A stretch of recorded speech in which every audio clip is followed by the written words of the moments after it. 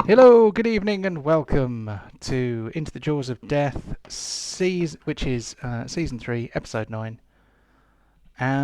We join our party as um, the cries of battle die away. They recently fought a number of giant mechanical ogres, amongst other things, whilst a group of evil Dark Gnomes looked on with great amusement. However, the party has prevailed, defeated all their enemies, and although they're a bit beaten up, they are ready to explore the library that they have set out to do some research in. Without further ado, over to you guys. Hello. Well, that's... Well, I'm picking... Sorry, what was that? Well, I'm just going to be. I need to sharpen my axe again. Okay. Consider your axe sharpened. And I'm really takes an hour. And I'm going to try and sharpen my mind. There's got to be something in here if they were guarding it so much. I doubt that they were just guessing that we might turn up here. So let's try and get some information. Are all the little gates down here locked? Would that be? This one is open. You pass through this one. This one here is closed, but no one has yet tried to open it. There we go. I want to see, are these? Do these looking through the bar? Do these lead anywhere? Do these ones lead anywhere? They appear to lead into cells that appear to sit under the thrones. I think they were just the holding pens for their pets. All right then, into the next room then. Yeah. Okay. So, what's this over here? That bears all the hallmarks of a weapons rack, although there is nothing interesting or usable upon it. Okay. Well, let's looking along. Let's see if we can find the reference area to narrow our search down. Wait. The entrance door. Is there a bar across it? I want to lock it before we go in any further. No point getting us attacked from behind. This one? Let's say it's like a portcullis. Okay, well, kind of lower it, lock it. Any means of, locking it off so we don't leave the door open? The mechanism would appear to be elsewhere. Huh. Well, while you're sharpening your weapon, if you want to stand guard. Tell you what, I'll boots of leafing up here, keeping an eye on the door, actually round the corner so they don't immediately see me if I am. So up here, just looking at. Oh, why can't I go up there? There we go. Just up there sharpening, and once I've sharpened in an hour, I'll come back to find you guys. Just remember, if anyone does come in, tell them to be quiet. It's a library. Chew bacon staying here? No, we're coming out. You're gonna have a giant pig in the library. Yeah, the pig's gonna join. If I can't get the pig through the wall, but here he is. He's in. Okay, is this the entrance to the library? It is. Okay, well, you make your way up the steps and find yourself in a. Let me make sure that I can see the same map as well.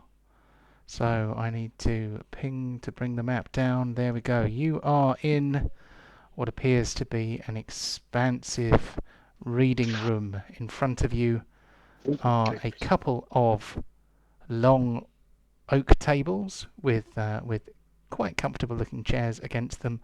There are books and papers littered about. There are a few candelabras shedding dim light, and there appears to be a kind of a cordoned off area, and you can see a dim dim red glow coming from the aisles on either side. And obviously you can smell pages and parchment and possibly a bit of mould. Yes. I promise I will be under control in here. I do understand the risk of losing any leads we have in here if I get excessive with some of my arcane abilities. Okay.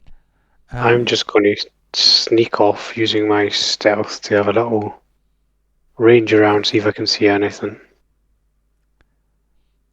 Okay. Well, first of all, Michael, when you want to whisper me, you have to whisper DM. I said to John. Yes, but you have to send it to DM because DM sends it to GM because I have 2 accounts, both called John, and one of them, if you send it to me as GM, it will pop up on my chat. Otherwise, it will pop up on the open chat, which can be read by anybody who can see it in here. So, for future reference, please make sure that if you don't want anyone else to read it, then send it to DM or GM, which should come up when you use the whisper box. For Kararook, I will have a stealth, please. If you are going stealthily. I'm always stealthily. That's my middle name. Well, you try to. Yeah. Apart from when I'm in a forest, that's the only time I'm not stealthy for some reason. Or caves. Yeah, caves are not good either. Or the open. Yeah, we're getting it. So, there you go. But this time, in a library, I'm quite stealthy. Not bad. Yeah, 29. So you manage to sidle stealthily forth along the checkered tiles. The marble is smooth under your feet as if well worn by many shoes. You can see off to the side here shelves upon shelves of books, all beautifully bound, some showing signs of wear. Some of these books have obviously sat here for a very long time. There is a ladder on wheels, which looks like you could wheel it from one end of the shelves to the other so that you could climb up and peruse higher books. Floating in the air near one of the candelabras is something I need to show you a picture of. So, I have not made a nice framed one of these. How did I manage that? I've been at this all day. Not quite all day, but I don't know what it looks like, so I've covered my face. I'm proper role playing here. Oh, here we go. So that's a bit small, but what you see is a skull with glowing red eyes, emitting a dull red glow, hovering. And there's a fair chance that you can see one on the other side. Mm-hmm. Oh, shit. Yeah, nothing to see here. All fine. Alright, so I'm going to stealthily sneak back. See. We've got company, lads. There's a floating mecha skull thing floating around with red lights, red eerie lights just emanating from its eyes. It's, some sort of weird sort of magic. Char, do you want to go and take care of it with your magic abilities? Is the picture gone now? Yeah, the picture's gone. Yep. Okay. Did you have your eyes shut the whole time? Oh, it's gone. You don't have to worry. It's okay. I possibly could. The bit I'm concerned about is obviously all of these books and my prevalence towards the fire elements in my spells. But I'm sure between us we should be able to deal with these quickly. Any idea what they are? Possibly. Mr. DM, oh God, oh Master. If you think I might know, do you want me to take a test of some sort? If not, don't worry. You have memories of similar things. So would that be history then? Yeah, it could be. Yeah, or some kind of recall. Is this the same flaming skull things we found when we went to Ireland and we had to smash it up and put it into a sack and then dropped it to the bottom of the ocean or something like that? They're a bit like that, but in a kind of mechanical cyberpunky sort of variation. Oh, thank God. Okay, all right. I thought you'd really raised the bar on me when you said it's a floating just skull with glowing eyes. Oh, I wonder what you thought I meant. You think it was a beholder? No. I was thinking as a floating skull. I was thinking Demi-Lich. Oh, bloody hell! Yeah. Yeah, there's two of them in sight. Yeah, I was thinking, have we really pissed John off? I've no idea eyes. I want to see what the CR of a Demi-Lich is now. It's about 18 or something, isn't it? Or... Yeah, something silly like that. Yeah. Well, if we are quick, if we pick on one, Pontos, left or right? Right. Okay, if we will go for that one first then. Before you do, can I CR18? CR18, yeah. Can I get you to take a perception roll? All of us, or just him? Anybody who's planning to go and attack something. Me then. And obviously, before we start attacking things, I will get you to roll initiative. But hold on for that. So a 16. I mean, you notice that these things are. They appear to be passive. They do not. You don't feel threatened at the moment. Okay, well. It's almost like they're part of the furniture. Why don't you curious? cover me? Well, let's go see if we can start a chat. After you, Char. Okay, then we'll see what we can do. So 1, 2, 3, 4, 5, 6. I'll go to there. I'm not stealthing or anything, so hopefully this one to the right over here can see me. Yep. It looks at you. Greetings. Are you part of the facilities here? It doesn't speak. It appears to return to its original position. Which is where it currently is it? Yes, it kind of tilted round to point its glowing red eyes at you. And then it turned back again to where it was. Okay, let's try something more direct. I'm sort of thinking how my Afriti lord sometimes treats the servants back home. And I just look at him and I just try and sort of stand a little bit more upright and everything, and just like fetch me a book on the outer planes. Okay. It seeing if a direct instruction might operate it or something. It looks at you, and then it floats off.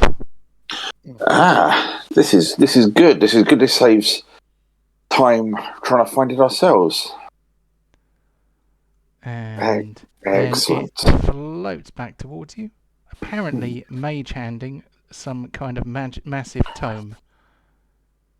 And it comes over nearby, and then floats over to this table, and then drops the massive tome onto the tabletop before floating back to where he was. Excellent. Well, this might take me a little bit of time to peruse through, but Deep, this might be a place where you can maybe find some of your family history for that weird vault we found before. You never know. There might be some records here. Yeah. And what did we need? Something to do with a calendar and a date. All sorts of references. But I'm going to sit in this chair here and start to look through this book. When I looked at that summoning circle in that vault, I did get. What was it? It was Mechanus, wasn't it? Did I recognise it as Mechanus, or did I just recognise it as an outer plane? I think you did recognise it as Mechanus. Okay. Because I think we've talked about Mechanus. So, yes. So as you begin to read, you start searching through a book of the outer planes. A door in this cordon section opens. Oh, hello. And you see behind it what appears to be a rather fine but somewhat elderly gentleman. Oh boy. Welcome, look. Cool. Yeah, not suspicious at all.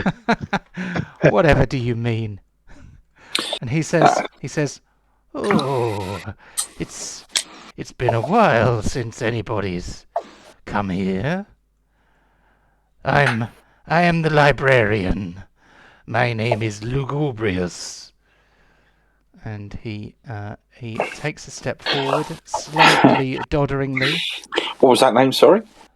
Lugubrious. I can spell it for you if you like, young man. I think I've kind of got a shorthand notation of it. Greetings, my name is Char.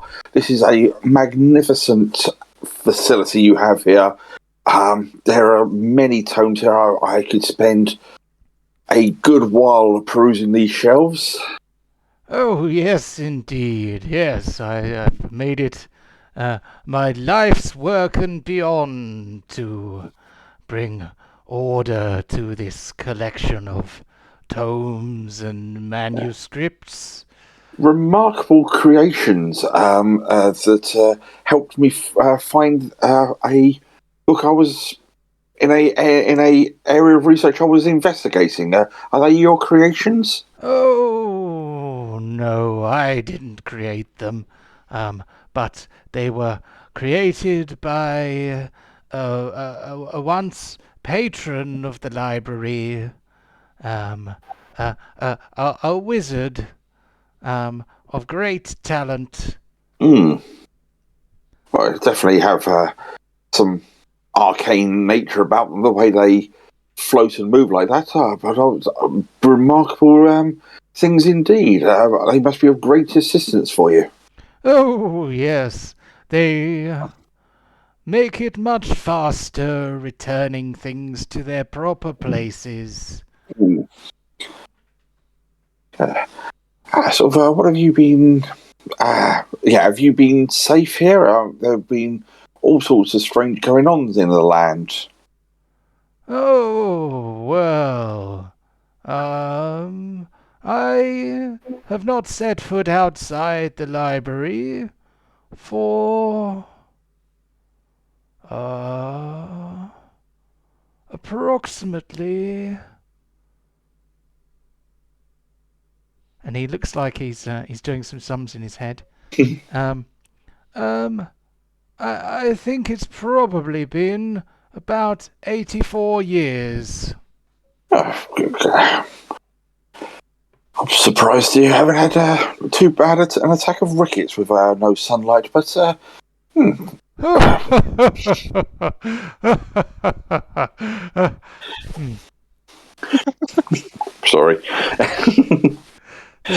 The young master is pleased to joke. Is there any... since you've made your appearance and introduced yourself, is there anything we can do to help you here since you're on your own, or are we free to peruse our research? Oh, please, help yourselves. Um, if there is anything you cannot find, then, well, perhaps a case could be made for allowing you into the restricted section behind me. It contains the research of the wizard who was once the patron of the library. But the historical tomes and reference works are in the outer shelves that you have already begun to peruse. Oh, fantastic! Well, thank you very much for your generous offer there. If we need that, is there anything you guys need any help with?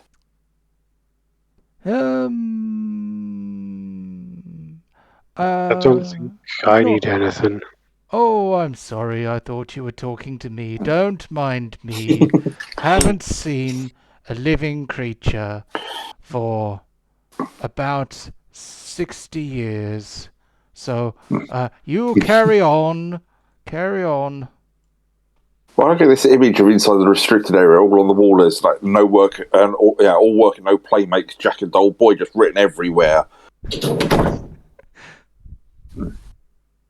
Okay, well, unless anyone else is doing anything, I'm just going to start trying to read through this book on Mechanist to see if try and get stop getting some pieces together. If not, well, then I have to sweet talk the restricted area. While he's doing that, I will ask one of the skulls for a history of the Pentagon family. You see, this is what happens when you sit and do your planning. You don't consider all the avenues, do you? So the skull is quick to respond. He floats off and begins to peruse the shelves, and after a minute or so, it comes back towards the table. It sees that there's a massive tome on here already, so it kind of floats over to this table instead, and it drops a book on the table. It is not the massive historic tome that you would have hoped for. It appears to be some kind of reference work, which has a lot of entries in it which say things like, for more information, please consult the library at Mount Pentagon. But it sort of appears to have lots of... it's almost like... Oh, what would you call it? It's almost like the cover note version. The what, sorry? Yeah, it's cover notes. Yeah, and it's kind of it's almost like an index of an entire library that is not here, if that makes sense. Okay. It sounds like I'm not going to be able to get enough information, but I'll take a look at it to see if I can get any clues. Cool. Well, you got a book on of indexes and appendices. That's all you got. Yeah, lots of footnotes. So the skull quickly returns to its prior position. So I am going to advance time a little bit. I think we'll advance time by approximately an hour, because Char is doing some reading, Deep is doing some reading.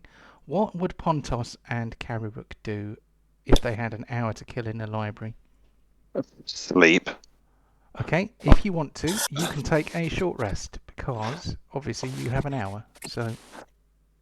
Cool, I think I need a long rest. Well, a long rest takes 8 hours. A short rest takes 1 hour. You've got 1 hour. I'll take a short rest then.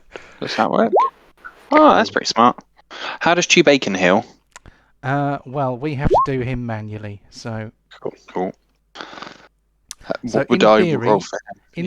In theory, he has the same number of hit die as you, because he is a level 8 pig.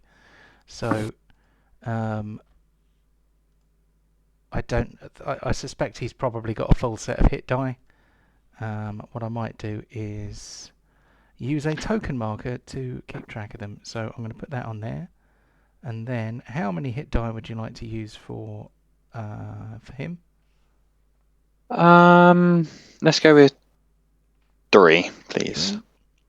So that would mean he would have 5 left. There we go. So we'll track that with that dice logo with a 5. So he has... Chewbacon has D10s for his hit die, and he has a constitution of 16. So that is 3d10 plus 9 he will get.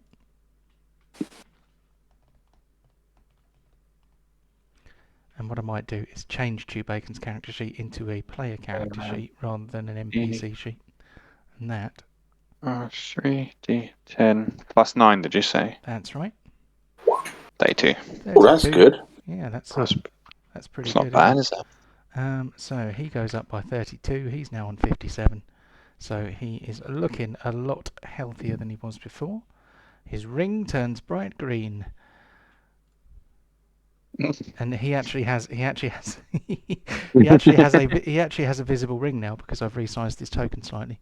Because before he was full size, so the ring did not appear around the edge. This is all sounding a little smutty, if you ask me. Oh. I know what you're saying. Yeah, I mean, I suppose maybe a little bit. So, an hour passes, in which time Borin,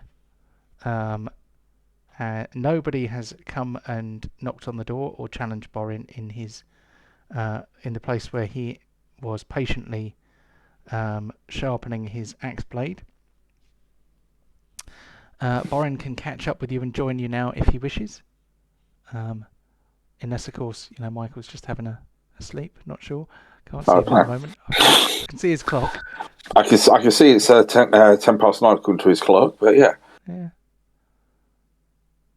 Oh well, I'm sure we'll hear from him eventually. Yeah. So during the hour in which you spend reading,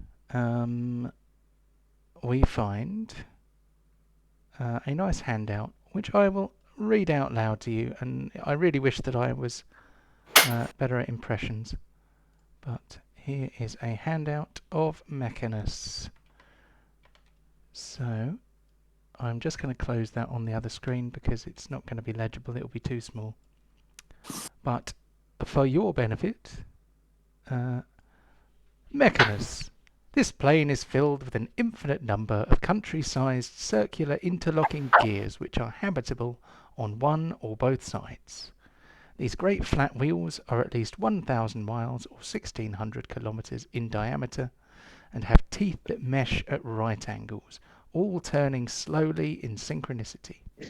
Each disc has its own gravity that operates in a sphere circumscribing it exactly, and pulling normally to the top and bottom surfaces. The void between the gears is filled with air, allowing easy flight. Outside a gravity sphere, objects feel only very weak attraction to nearby discs. A plane of law and order, Nirvana, has equal amounts of light and dark, heat and cold, and equal measures of the 4 elements. There is a place for everything, and everything is in its place. Even individuals living here exist to fit into the greater scheme of things, and thus achieve a perfect society. There is no pain, but the only pleasure is in successfully filling a role like a gear in a machine. Passion, fantasy, and illusion do not exist there, except for what might be brought in by visitors, and any who try to foment individualism or stir passions for a cause soon find they are not well received. P.S. See Modrons. PPS for the greater good. The greater good.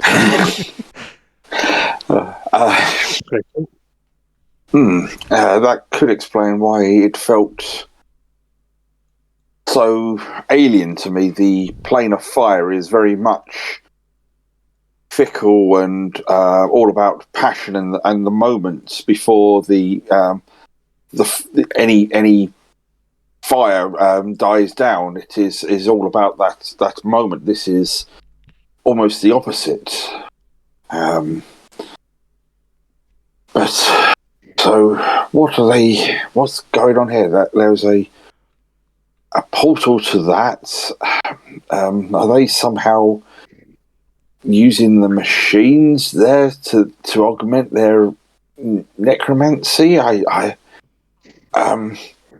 Deep, do you know if any of those gnomes before you left, were any of them practicing necromancy? I'll consult my memory, also known as John.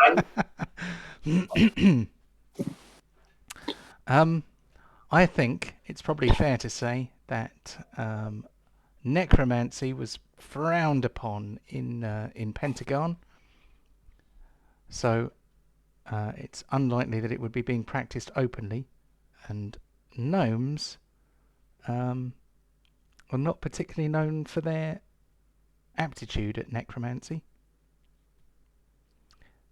in Pentagon. So we know someone is practicing that for all of the Walking Dead that we've come across, but the fact that they seem to be augmented, and no offense, Deep, I am here to help you return your land, and I will help you to the utmost of my ability. But the fact that we saw that how easily their device affected beings from other planes. If this has ever got into the plane of fire and the city of brass, my whole reason for being here is to stop threats, and this could well be classed as one. This adds added motivation for me to resolve this for you. Okay. Yeah, I would hate to imagine if one of those things took over the Grand Sultan. That would just be the end of the City of Brass. But this tells me something, but it doesn't tell me everything. Carrot, do you reckon you could sweet talk that librarian into the restricted area? Yeah, I don't see why not. Let me... Sweet talk, don't use the nails. I'll plop up to the librarian and knock on the door. Hello, young man. Hi there. Your library is absolutely lovely. We're having a great time looking at your tombs of knowledge, and we're learning a lot. However, there's probably some other books that we may require access to that might be in your restricted area. Is there any way we can have a little peek and see what we need's in here? Well, what exactly is it that you're looking for? Well, we're sort of trying to investigate what's happening around here before it spreads to other places, I guess. Can I use my persuasion to try and... There's nothing happening around here. It's a library. It's very quiet. It is lovely. We enjoy it here, but outside your library, things are changing, and we need to make sure that we understand what's happening. That's why I stay in the library, you see. It's very wise, my friend. Very wise. So can you let us in, or at least let my friend Charon to have a little peruse? Well, if he doesn't know what he's looking for, it won't do him any good, will it? I'm sure my friend Char, he's a very, very knowledgeable person. He will know exactly what he's looking for.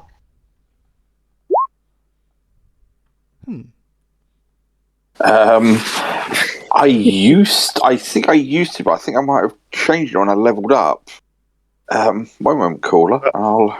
Can I use my persuasion to try and persuade him to let us in? You can try. It's going to be high. Alright, let's give it a shot. I'm afraid I am not moved. If he had a particular avenue of research he wished to follow, then, well, that Yeah. would be different. I can't have him coming in here just for a fishing expedition. No, okay. Well, what I'm inquiring at the moment is if there is any previous history on the melding of necromancy and planar summoning. I know you haven't stepped out of the library for a good while, but there are strange augmented undead walking around, and this library you are safe, but we are trying to ascertain the cause of this. Oh, well, that sounds very worrying. Yes. Well, best stay in the library. You'll be safe here. Everything passes eventually. Yes, I don't doubt that, but at the same point,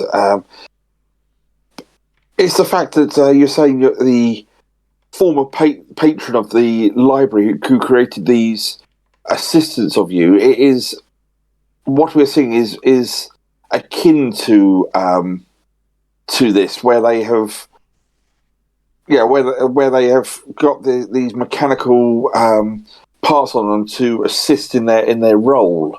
While they've been very useful. Someone else is using them for more nefarious purposes, and if there are notes from the wizard who did it in the past, it might give us an understanding of what's going on. Oh, sounds like you might be onto something there.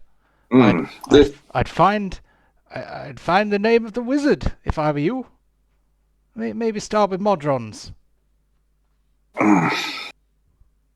Well, and he shuts the door.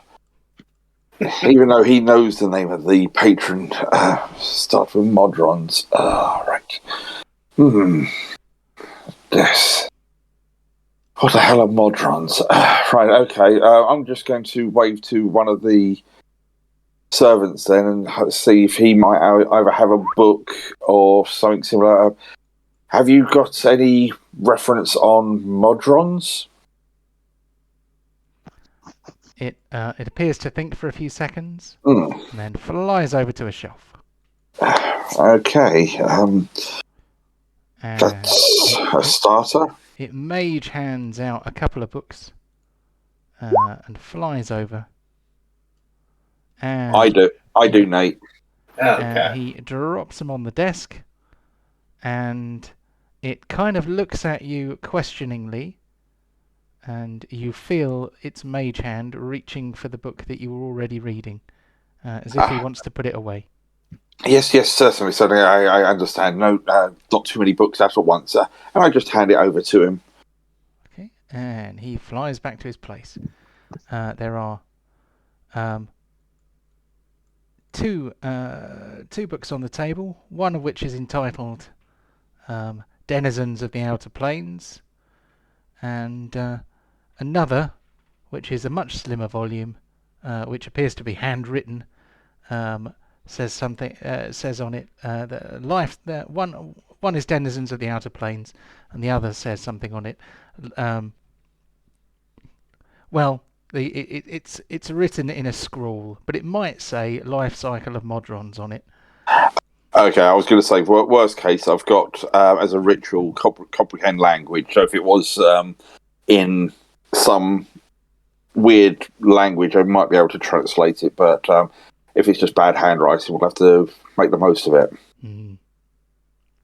Well, first things first, before I think going into in-depths, I'll start with the Desmond's of the Outer Planes and see what it says about the people who live in Mechanus to try and get an idea of who they might be, and then this other book might make more sense. Cool. So, under under the denizens of the outer planes in the Mechanus chapter. Mm. It's quite a thick chapter, but a kind of a précis of it generally, like the introductory chapter, if you like, reads something a bit like this. So there is a picture of a Modron there. Yay! They're so cute. Yeah, they are quite, aren't they? Mm. It says, Modrons are a race of immortals, known for their zealous adherence to the principles of law and order above all else. Just as fiends are considered the embodiment of evil, and celestials the embodiment of good, so are Modrons the embodiment of the universal principle of order. A Modron's appearance is varied and depends on their position in Modron society. The most common appearance of a Modron is as a geometric shape, such as a sphere or cube. The number of sides, as well as structure, determined a Modron's position in their society. Determines a Modron's position in their society. Sorry, wrong tense there. The more sides a Modron has, or the more complex their structure is, the higher they are ranked. The highest ranked Modrons are humanoid in appearance. Modron culture is simple. Each Modron obeys all commands given to it by any Modron one rank higher. These commands are obeyed without question. Modrons are only aware of Modrons one rank higher than they are. For example, a Quadron could issue orders to Tridrones and Duodrones and Monodrones. It kind of goes on like this for a bit. Yeah. It's very structured pyramid scheme. And then all Modrons are aware of the existence of Primus, who is the god of the Modrons. Modrons are unwavering in their devotion to order, departing Mechanus to complete strange tasks in the name of law. Modrons serve Primus, godlike ruler of Mechanus. So there is a bit more, which I will let you read at your leisure. But basically, it just describes how Modrons work, how they all live in a perfect society in the plane of Mechanus, sometimes called Nirvana. Okay, well that's an interesting thing. Every Modron has a mix of biological and mechanical parts. Maybe that's how the necromancy is working. That's useful knowledge. I sort of read through this, take some notes, and then we'll try the other book. Okay, so I've got the same picture for the handout on this one, I'm afraid, but let's close those down. If a Modron is destroyed, its remains disintegrate. A replacement from the lowest rank then transforms in a flash of light, gaining the physical form of its new rank.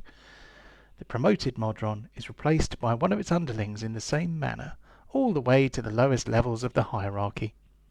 There, a new Modron is created by Primus, with a steady stream of Modrons, leaving the Great Modron Cathedral on Mechanus as a result. Faharis, a now deceased wizard who studies Modrons extensively, found, through complex experimentation, that destroyed Modrons send their life force back to the energy pool, and that each advancing Modron subtly draws upon the pool to power its transformation. Faharis believed he was close to discovering how the energy transfers even between planes. When he was found murdered and his laboratory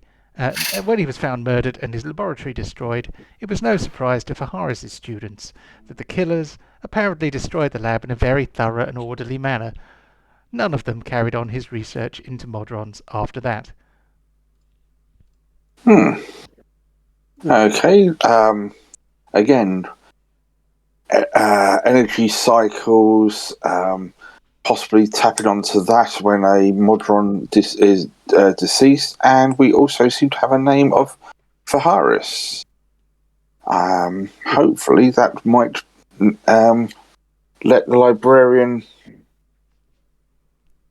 through the door. Let's knock on the door and find out.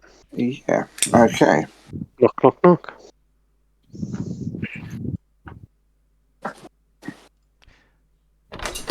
Yes. How Good can I help afternoon. you? Oh, it's you again. Yes, I think we've come to an understanding of what we wish to research. Oh, well, I'm very glad to hear that. Do tell. We're interested in For Harris. Harris, sorry, and his research Oh, into motrons. oh, that's. Well, you see, that's nice and specific. We can work with that. Well, okay then. You had better come in. And he steps back and allows you to come inside the restricted section. Thank you, sir. Oh, you are welcome.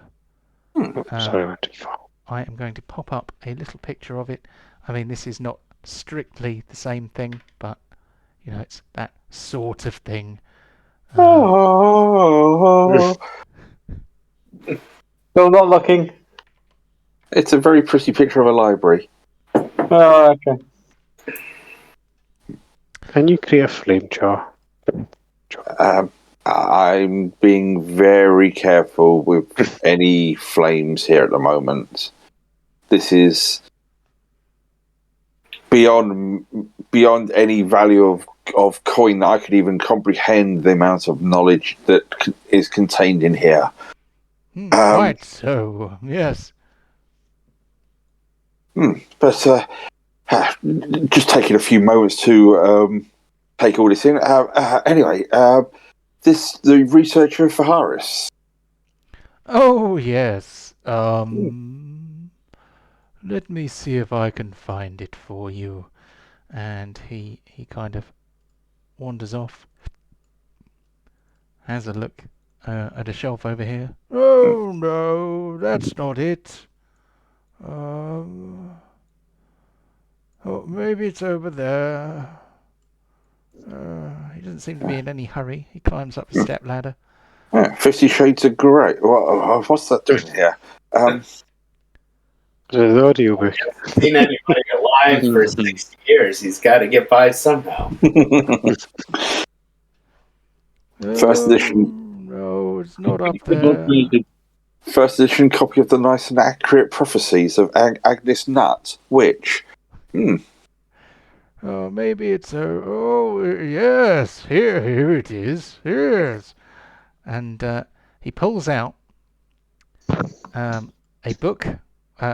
It's not bound. It's just Loose leaf. it appears to be loose leaves that have been.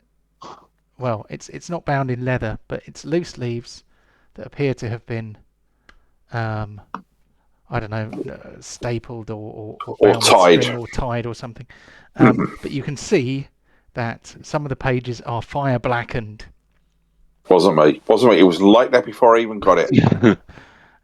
He kind of walks over and he says, "I think this is what you're looking for.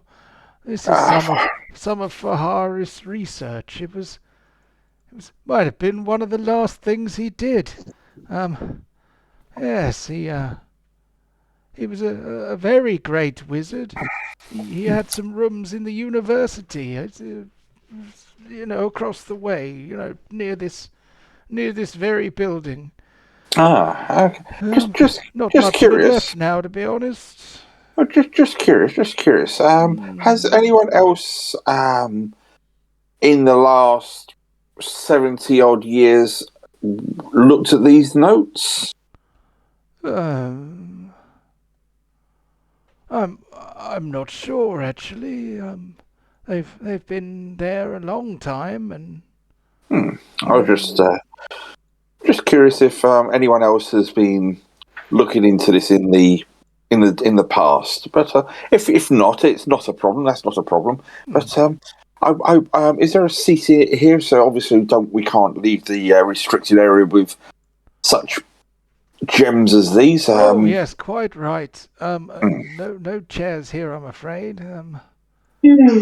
That's not a problem. I'll make myself comfortable on the floor. Oh, okay then. Anyway, here you go. So he says these notes were found among the scorched ashen remains of the ill-fated wizard himself. Yes, he was still writing it right until the end. Here you go. There is an extensive document, Oh, God. a lot of which is fire blackened to the point where it's illegible. It's in a cramped and spidery hand. There's quite a lot of arcane, mystical diagrams and things. But you are drawn to a note at the back. A lot of the pages are incomplete before that because they've been burned away.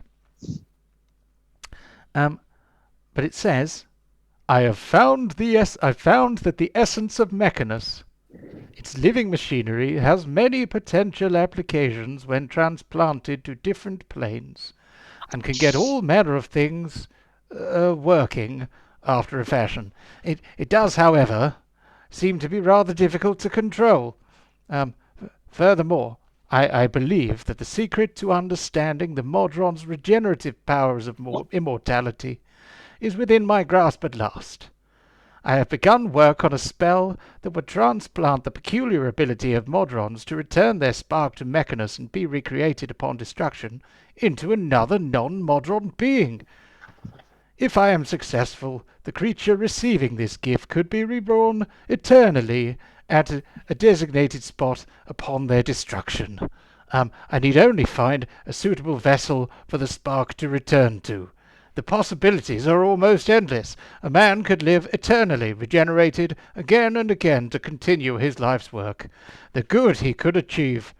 I'll discuss it with my assistant later and see if he can be persuaded to volunteer as test subject. Whatever is that whirring and clanking? I can't hear myself think. This carrot. That is why your nails and Borin's axe weren't working on those gnomes. They've managed to fine-tune this spell, this ritual.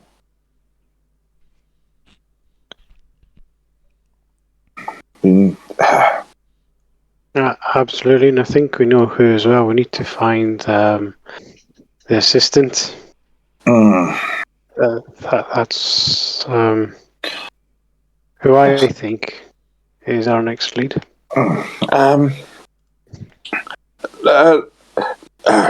Lugubrious. Lugubrious. Lugubrious. Sorry, I can't read my own handwriting. I apologise. Just again, you were here at the time. Were any of Phalaris's assistants, were they gnomes by any chance? Oh yes. He had at least one gnome in his employ. I think I believe his senior assistant. Yes, he was a gnome. I can almost remember its name. It's on the tip of my tongue. That's a funny name. You are a wag, sir. So it's starting to fall into place here, I think, Karuk. Yeah, I think I've got a good idea. How can we get to this other plane modulus and get some help? Mechanus, sorry. You want to go to Mechanus? Yeah. A spell such as that would require the power of or the ability of a very powerful wizard to do something like that, and it's not. Only we had a spellcaster in our party who. While I have the powers donated by my lords to help assist me, an ability such as that is not within my reach at this moment.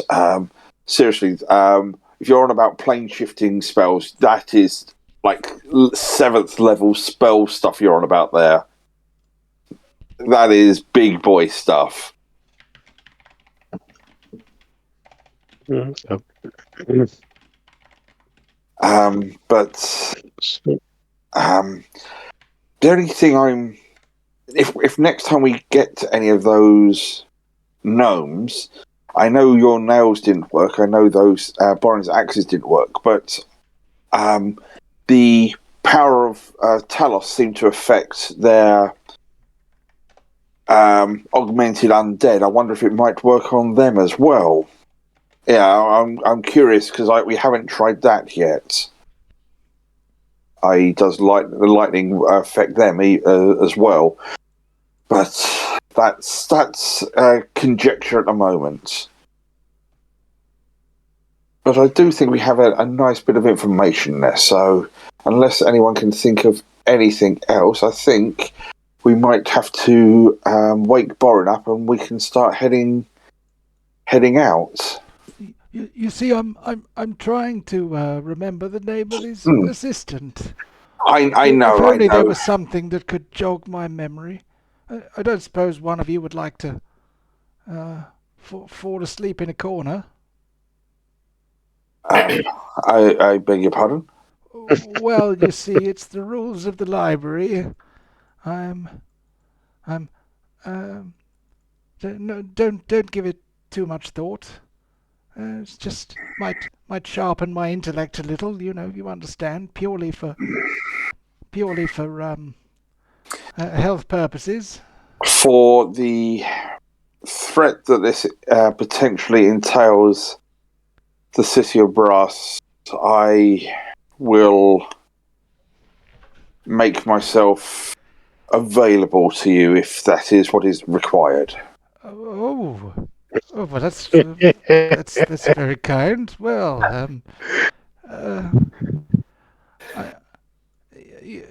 think it's come back to me. His name, that gnome assistant, his name was Jorin. Was what? Sorry. Perfectly timed cough there. His name was Jorin. Jorin Darator.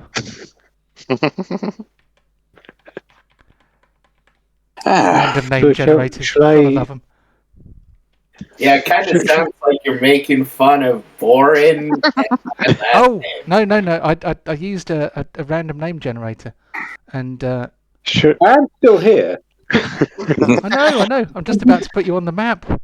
I've been waiting for my side cue for just and axe is sharpened, gate is closed, and a couple of hours has gone by. So Well, we did do that, but you weren't here. You weren't there. You disappeared. Oh, I'm so sorry. Yeah, it was at 9:10 because we could see the clock on your wall. Oh. Cool. Shall I leave Char and this old fella alone so they can sort something out?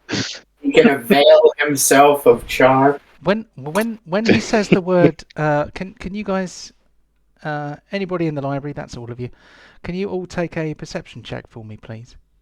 Mm-hmm. Right. Okay. Did I manage to close the gate? Nope. Damn it. I mean, if you want, you can have spent an hour jumping up to try and pull it down. But I think what you would conclude is that you would need to know where the mechanism is to operate it. Right. Okay. It's I can't close that bloody thing. What have I missed? I think Deep has spotted the undead. Just trust the cleric to find the undead. Yeah, that was very good. So what Deep notices is that when the librarian Lugubrious speaks the name Jorin Darator, all of the mechanical skulls immediately turn to look at him. And you hear a little voice, a little, kind of a small voice in chorus, saying,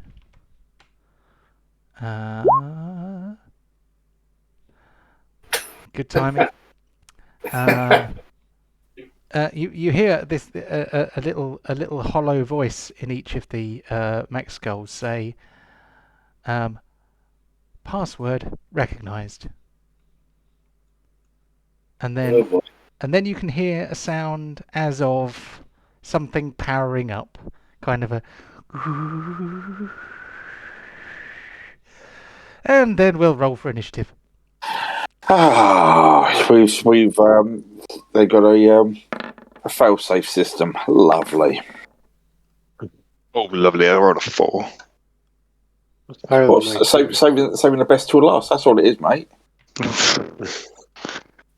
I've just come in, just sharpened my axe. Finally, okay, I managed to get the buffs out of it. Then I'm like, what the hell is this? I've been gone a couple of hours. Okay, let's put that in order. Oh, that's good. Yep, they've responded quite quickly. Jesus, yes. There's loads of them. Oh, geez. So well, I think there'll be little flies. They're not going to be that tough. They're just floating heads. Oh, I'm so glad you said that. Hope you get one shot. So, let's have a look. So we've got some of you over there, and some of you over there. So, a mech skull Don't number damage 6. the books. Yeah, quick! Everybody ask for a book. So I need to find something. I'm just going to borrow this, Char. Oh, God. Whoa. What? That's not fuck me. off. That is not me. I am not controlling that. What the hell? So Fire Skull number 6 turns around towards the group by the door and says, you hear it say something along the lines of target acquired, and it fireballs you. What? As in, is it kamikazeing me? No, it's cast No. fireball on you. Oh, God. Yeah, these things have that as a spell. So let's... What? Love how I've just entered the room and I've got a fireball to the face. Oh, how's it all going? It's a bit cold out there. So, Mech Skull casts Fireball, 3rd level evocation, 20-foot radius, 31 fire damage, or half on a successful DC 14 dexterity save. So, The books. Dex books. saves for Borin, Chewbacca, and Pontos, please. Dun, dun, dun. I can't really see what's happening because I'm in this other room. Yeah. Oh, very nice. Loss. Okay, Dive so out of the way. you only take 15. Ah, damn it. Sadly, Borin is not quite so quick. Oh, God, Nor my is pixie Chewbacca. quest. Oh dear, 31 points of damage each. So there's 1. There is 2. I nearly took off 321 then. That would have been a turn up for the books, wouldn't it? Yeah. There we go. No. The fireball Another dissipates. It's gonna be a long fight. The skull is there. Okay. Next one. Fireball. God damn. I mean, Do I see where this is going? this one decides to cast Blur upon itself.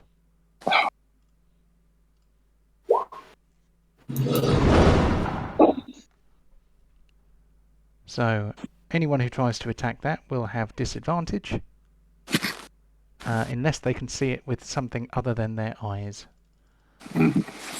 Then that one is going to begin floating down towards you guys via that helpful balcony there. Then number 3 sees you all helpfully clustered in one place and so it is going to fireball you guys. All right. From that, I am going to use my last spell slot and do a counter spell, and basically just absorb that fire into my body. Okay. Done. I don't even think you have to roll for a level 3 spell or below, do you? For me, it's a level 4 at the moment. Okay, cool. So that is one fireball spell down. Yeah, but that's my second spell slot I've used now, so I've got no spell slots. But I did because I thought we was going to be able to get a rest and wouldn't be any issues. I did a Ponzi counter spell against the gnomes last week.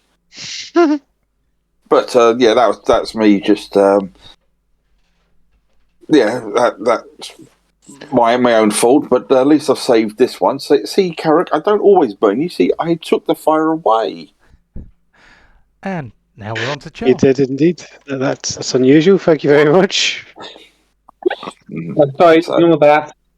Yeah, I'm just going to move over there just to protect the books and spread out. And I'm just going to shoot this guy. And neither of my shots will be hot shots because I don't want to be the input miscellaneous number. I don't know what that is. I don't want to be the cause of any Yeah, you're not. damage. No, but I don't want to be throwing fire around here today. It's not me if it goes up. Fair enough. Oh no! I just rolled absolute pony there. Yeah, a 2 and a 3. Oh, well, hopefully that's got the 2s and the 3s out. But I can only hope. But I've said my bit about protecting the books and spreading out, and that's all I can do. Okay, here's the next one. This one decides to do something different. This one decides to fire magic missiles. So 1, 2, and 3. It didn't make a noise. Oh, I'm gonna have to do it manually. Hold on. Where is it? Magic missile. Well, it applied the damage. There we go. That's what it should have sounded like. And this one kind of floats back a little bit. And this one here, what does this one do? Let's try something else. Oh, fire ray. So this one flies over to Char. And foolishly, accidentally clicked the wrong thing there. I didn't actually mean to do that, but I think I'll stick with it. Then we're on to this one, who is going to float over this way. And he is going to give a magic... No, he's going to give a fire ray to Pontos.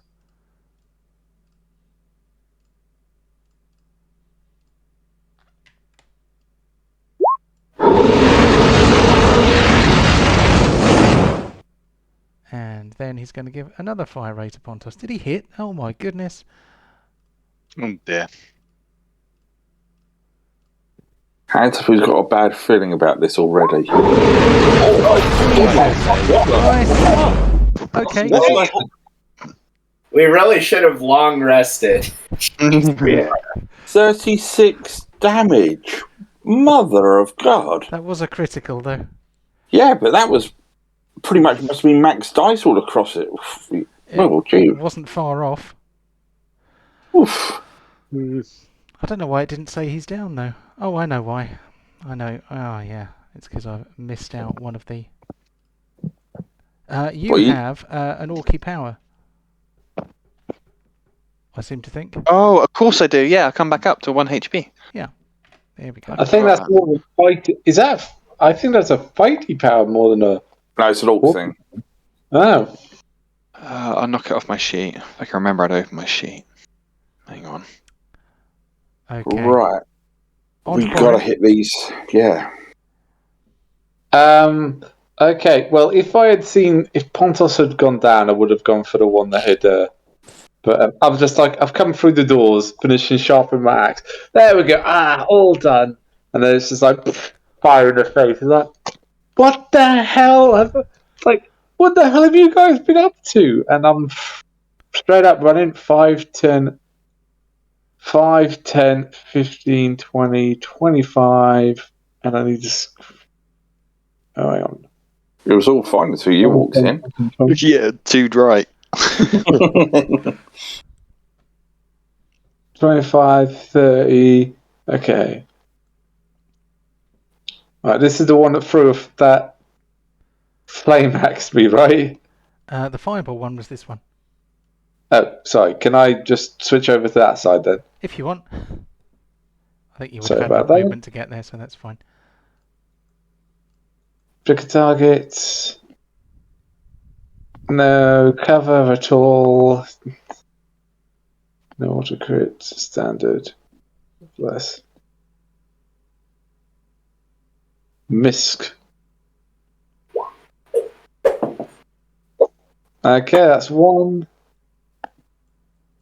The +1, really?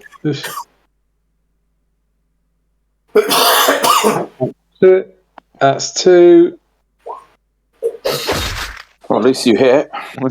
Okay, I'm going to action surge because we really don't want all of these guys to have another round again.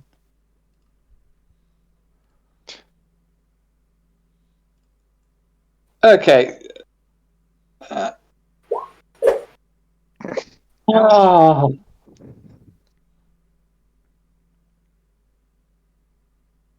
How high is their AC? Well, more than 12. There we go. That was Less than that was a good hit. 22. We're getting the goalpost now. Somewhere between 12 and 22. Right. When the turn's over, it takes the bleeding damage of 2. Mm-hmm. Which is a D6 if memory serves me correct. And because doesn't I've got... really work on disembodied heads with no circulatory systems. Okay. No, that's fine. Damn it. Nice try, however. Okay. That's really all I got. I mean, I've got all my superiority dice, but I thought the action surge would be enough. Okay. On to Maxgull number 1. What the hell? And I'm like yelling out, what the hell did you guys do? What did you do? Nothing. It's been peaceful in here for like the last 2 hours. Okay, that was a magic missile. All I did was sharpen my axe, and I've come back to this. On to Carrybrook. So many options. So I'm going to run up to this guy and... Oh, actually, yes, I'm going to use my funky ice dagger on it. Boom, boom, boom, boom, boom. Obviously, I don't get any attack, no blast, no bardic, no bane. Yeah. What's miss? That's new. That is so that you can put in miscellaneous modifiers, for example, if you end up with a blunt axe. Okay. Good idea. Sweet. So, do I get advantage because there's a candelabra behind it and it might fall down and hit it? Wow, that is tenuous, man. That is reaching. Alright, okay. I think you should allow it, though. He was reaching. What are you attacking with, by the way? My ice dagger. So, my next question is... Go on. Are these fire-based? For the purposes of this exercise, I'm going to say yes, because awesome. These are basically the mechanoid versions of flame skulls. So awesome. Oh, okay. Sneak attack, no. Boom, boom, boom, boom. I like sneak attack and advantage. Not very good without. Oh no! Oh my gosh! Oh wow! Oh. We've all had a really bad turn. Yeah. So with that, I'm not looking forward to the next turn now. I'm going to run. Get raped in the next turn. Then I love the fact that all my specific attack, all my special abilities are useless again, except riposte. Repose. No, you had it right first time. Riposte. You're only allowed to use it if you pronounce the T. I can't disarm a weapon because it's a freaking skull. I can't do a sweeping attack because they're not together. The only thing I've got is riposte. That's it. I'm going to be this excellent swordman. I'm just relying on people missing me. Oh, So- could be worse. How? Can't think how, but it could be worse. So with my cunning action, can I cast Blur on myself? Don't Let me get this think so. I think spell. your cunning action uses your bonus action and can be used to dash, hide, or disengage. Okay. I'm going to obviously disengage and go and run behind Deep. That's me done. Good. Lining up those fireballs. That's alright, I'm hiding behind you. You can take the damage. Char's too weak, you can take it. onto Deep. Char's got fire resistance. He can take it. Three lots of fire resistance. Is this something I can walk through? That is a bookshelf, so you can walk around it, but not through it. Kill the puppeteer, not ignore the puppets, kill the puppeteer. This guy's getting attacked as well. Oh, this guy's getting attacked? Really? Yeah. If you notice, there's been attacks on NPC. Yeah, I actually need to. What I need to do is Oh, hello. I need to actually add this guy to the turn order because he's not in it, but I'll add him when we get to the top of the turn. So that would be Spirit Guardians, which is going to hurt anything that tries to move within the radius, I seem to think. I'm going to pull the spell up to remind myself exactly how it works. Yeah, I can put it into the chat. Yes, basically, please, yeah. If you move into it or start your turn in it, you have to make a DC 16 save or take 3d8. Cool. How long have you had this? Wisdom save. It's a level 3 spell. It's not something that's just willy-nilly. It's also a concentration spell, so it's this or bless. I can't do both. Damn. Okay. Right. Anything else from Deep? No. Okay. Right, on to Pontos. Right, I'm going to second wind to heal myself. Good plan. And then I'm going to action. Oh, wow, that was terrible, wasn't it? I'm going to action surge so I can actually do something. The second wind is, I think, it's a free action or a bonus action. Yeah, you don't have to waste any an action to do that. You've still got your action. It's only Perfect. Do I need to stand here, or can I stand here to hit the head? I'm going to say that you can kind of leap over the balcony if you want to. Do you want to move the map for whatever's going on? Because good idea. Oh, what level? What's underneath the tube bacon? Okay. Yeah, right. So I will. Wherever my buttons are. Hang on.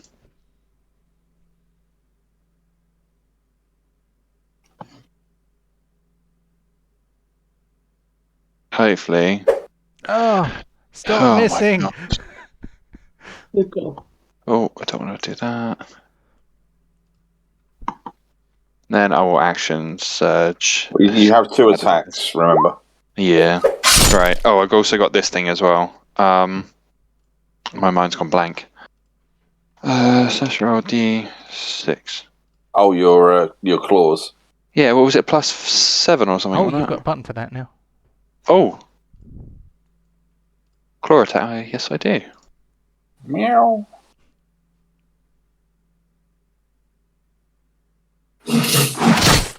Right. And then I will action surge. Cool. So I can do that all again. Pontos, Pontos, Pontos. Oh my god. There are no adjacent allies of your target, so you get away with that one. Could have been bad, couldn't it? Don't worry, I think the entire team should get fumble of the week. Just missing everything. Do I get another claw attack? I don't think you do, because Okay. Action Surge gives you another action, but it doesn't. It won't give you another bonus action. Okay, I'm going to send... So can Chubei... Well, hang on, he shouldn't have got the claw attack the first time because healing is a bonus action. I didn't think second wind used an action. Don't think it does. Yeah, that's I think it's a bonus action. I think it's bonus action. Second wind, you have a limited well of stamina that you can draw upon to protect yourself from harm. On your turn, you can use a bonus action. Yep, you're right. Sorry. Okay, yeah. Sorry. It's Action Surge that doesn't require an action, because obviously it gives you an action. That's it, yeah. Okay, so I'm going to give him back a little bit of his health, and that I guess is, yeah. Let's get Chew Bacon involved. Get involved. Chew Bacon is going to be involved. He can charge. Then after this last flame skull, it's back to the top. So should we then have a quick 10-minute, and then we can hit it in anger? Yes, indeed. Yeah. Oh no, Chew Bacon! How could you? What did we ever do to you? What the hell did I miss? You guys accidentally drink some unlucky potion or something. I have 2 barns on my map. I think John's done something to the programming. That's why we're all missing. Oops. What's up? Did somebody say they could see Borin twice? Yeah, I can see him twice. It's a little bit creepy. Where's the other one?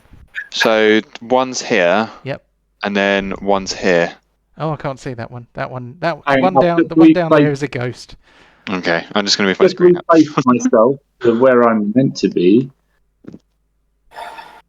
Yeah, I had that on the other room, a ghost of Borin as well. He's not dead using yet. double T. It's a sign you're going to die. Okay, so a little bit of magic missile there. Right. And that's the old magic missile. That's not why it's not making a noise. We are now at the head of the turn again. I am going to... Well, I was going to say, should we stop there and then we... let's have a break. Yeah, I need to... My phone battery is nearly dead, so it could take a 2-minute break. Yeah, no worries. We're going to have the old librarian in the turn. Oh, yes, indeed. Yeah, I'll do that. Cool. Alright, see you in a minute. See you in a second. Cool. See you in a bit. See it.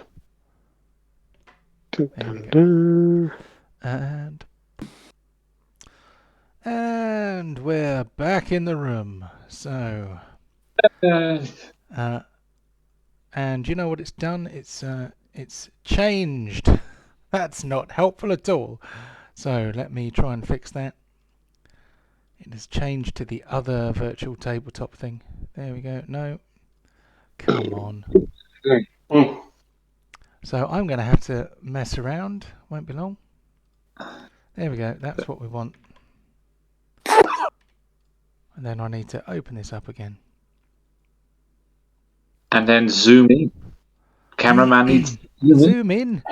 Enhance. I've been doing lots of camera work today.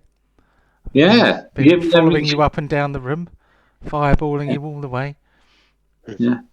Well, for the next 3 turns, it's all going to be down here, and then you scroll up to Charles' action, and then you scroll back down. So you can't. You see, I don't need to scroll. I can shift ping and make it all move, which is. Well, you need to switch between camera 1 and camera 2. Camera 1. Yeah. Well, I've got a floating camera. It's like a drone camera. You see, so it kind of goes over here, and then over here, and then over here, like that. It's really good. You know, you're not on your screen, John. Am I not? No, it's just a flashing red star. What the effing H? Have I turned myself off? Have I got audio? I've got audio. We can definitely hear you. I'm here. We can hear you, but for some strange reason, your screen, your little DM camera portrait area. There I am. There we go. I don't know what There you happened go. there. It put me to the back for some reason. I was there, but hidden behind the flames. The That's flames okay. of Tartarus that burn in the souls of all DMs. Hey, I managed to miss my intro of coming into the room, and I was just still waiting for you. So I think that's okay. I did wonder because we were like, You I'm want off? sure he'll join us when he's ready. And Yeah, but you because I must was have been out of the room or something. What's that? No, I was waiting for the queue in the text box, and then nothing arrived. Oh well, we was talked trying to you. to- We talked to you with real words and everything. Okay. Anyway, shall we get started with your killing of heroes? Indeed. So, Mexico number Hey, 6, who started this battle with a salvo of fire directly into the laps of Pontos, Tubacon, and Borin, is now facing down Borin. The chip in his skull is trying to yawn open by magic, as if to allow the passage of circulatory fluids this skull no longer possesses, but it's still quite unpleasant. So he looks down at you with ire in his red eyes and decides to deploy his fire ray at you. He gets 2 of these. What the heck is a... There's the first one. He misses. Yes! Okay, I'm good. Here's the second one.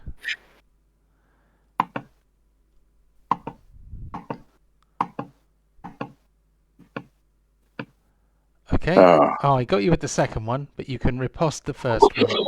Oh, did you miss with the riposte? I missed with the riposte. Oh, Damn. no.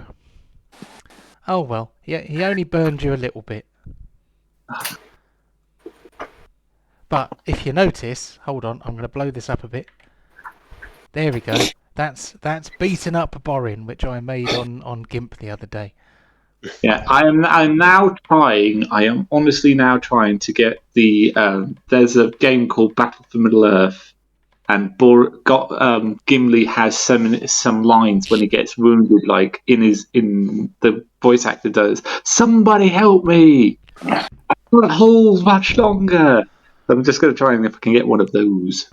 Oh, but you could just say it yourself, and then I can record it and I can just sample it. I'm not the best of voice. That's why I don't do characters with voice. Oh, voice. you used to do a bit of voice acting for Borin. Oh, somebody help me! Just sound like the mask. Right. Right. Okay. That was Mexico number 6. He tried to burn you. He got you with one of them. We move on to this guy here who is a bit blurred. He moves over here, ready to try and attack the pig. What's he going to do to the pig? I think he's going to get a fire ray too.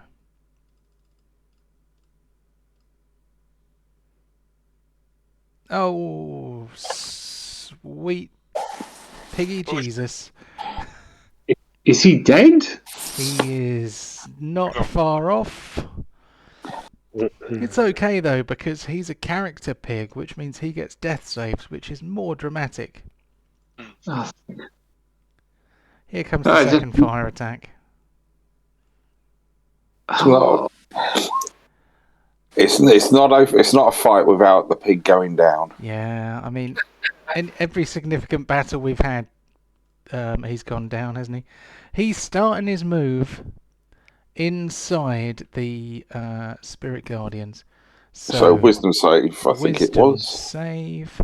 How wise is a robot skull? Probably not very wise.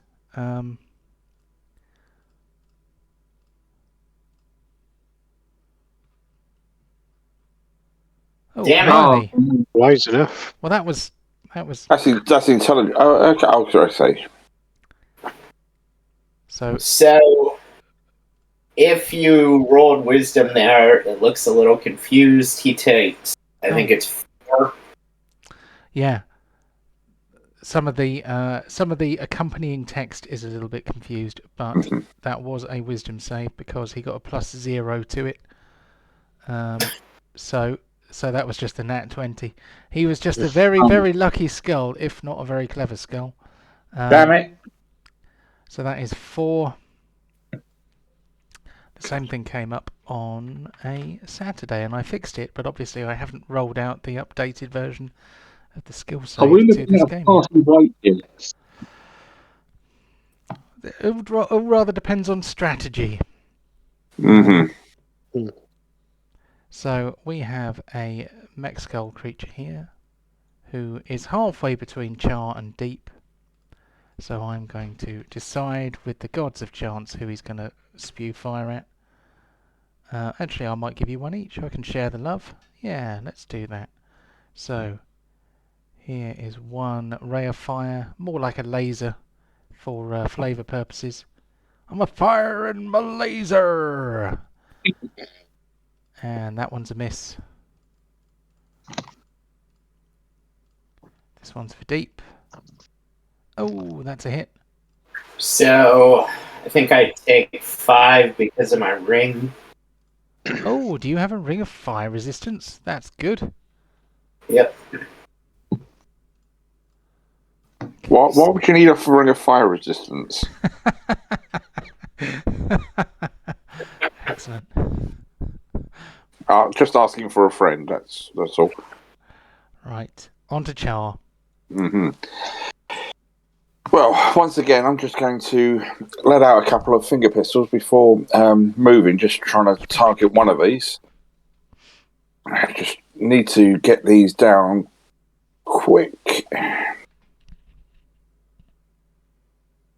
Hooray! Nice hit. And Oh, we're having trouble with the audio again. That's nice. I wonder why we were not getting the right audio. Okay. One hit, one miss. Yeah, I rolled another 2. Right, so 1, 2, Right, 3, 4, all of the week, we're 5. doing terrible for me. Right, I'm going to go there and you say, Carrot, get him. Nice. I will try. Okay. But you did first blood as well. No, I think someone else did get one. I think it's either Borin or Pontos first, but I think it was me. It was me because I managed to go charging in with an action surgery. I scored 2 hits out of 4.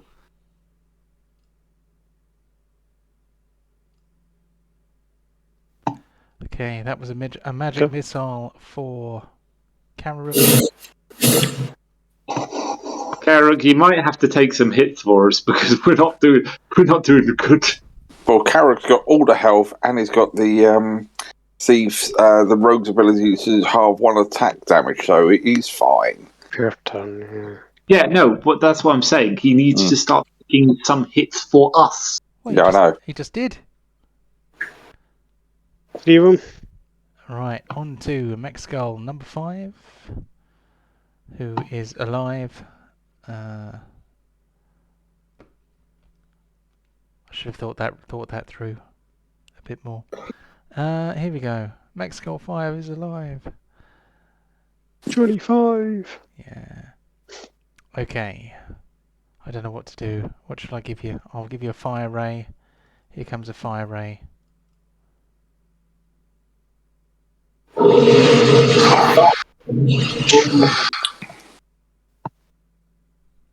Okay, Pontos can take a nap for a little bit.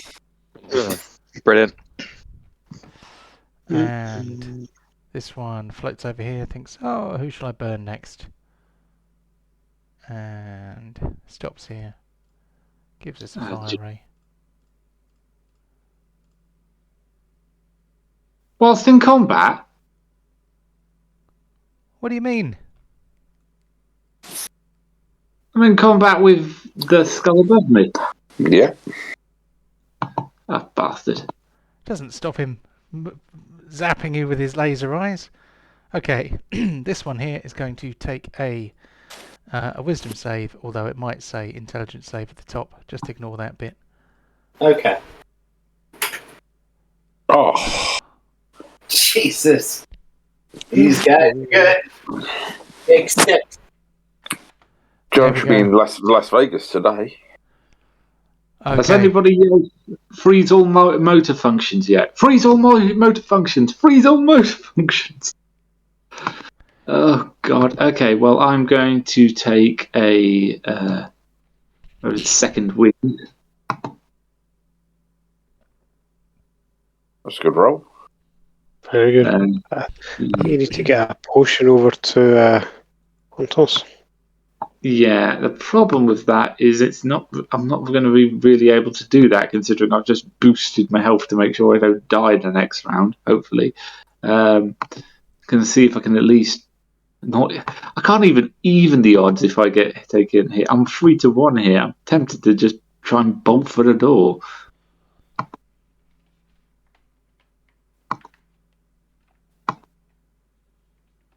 Oh,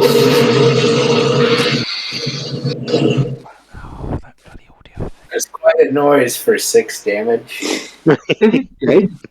Yeah, it's doing that thing. It's not even bloody. I thought they fixed that, but they obviously haven't fixed that.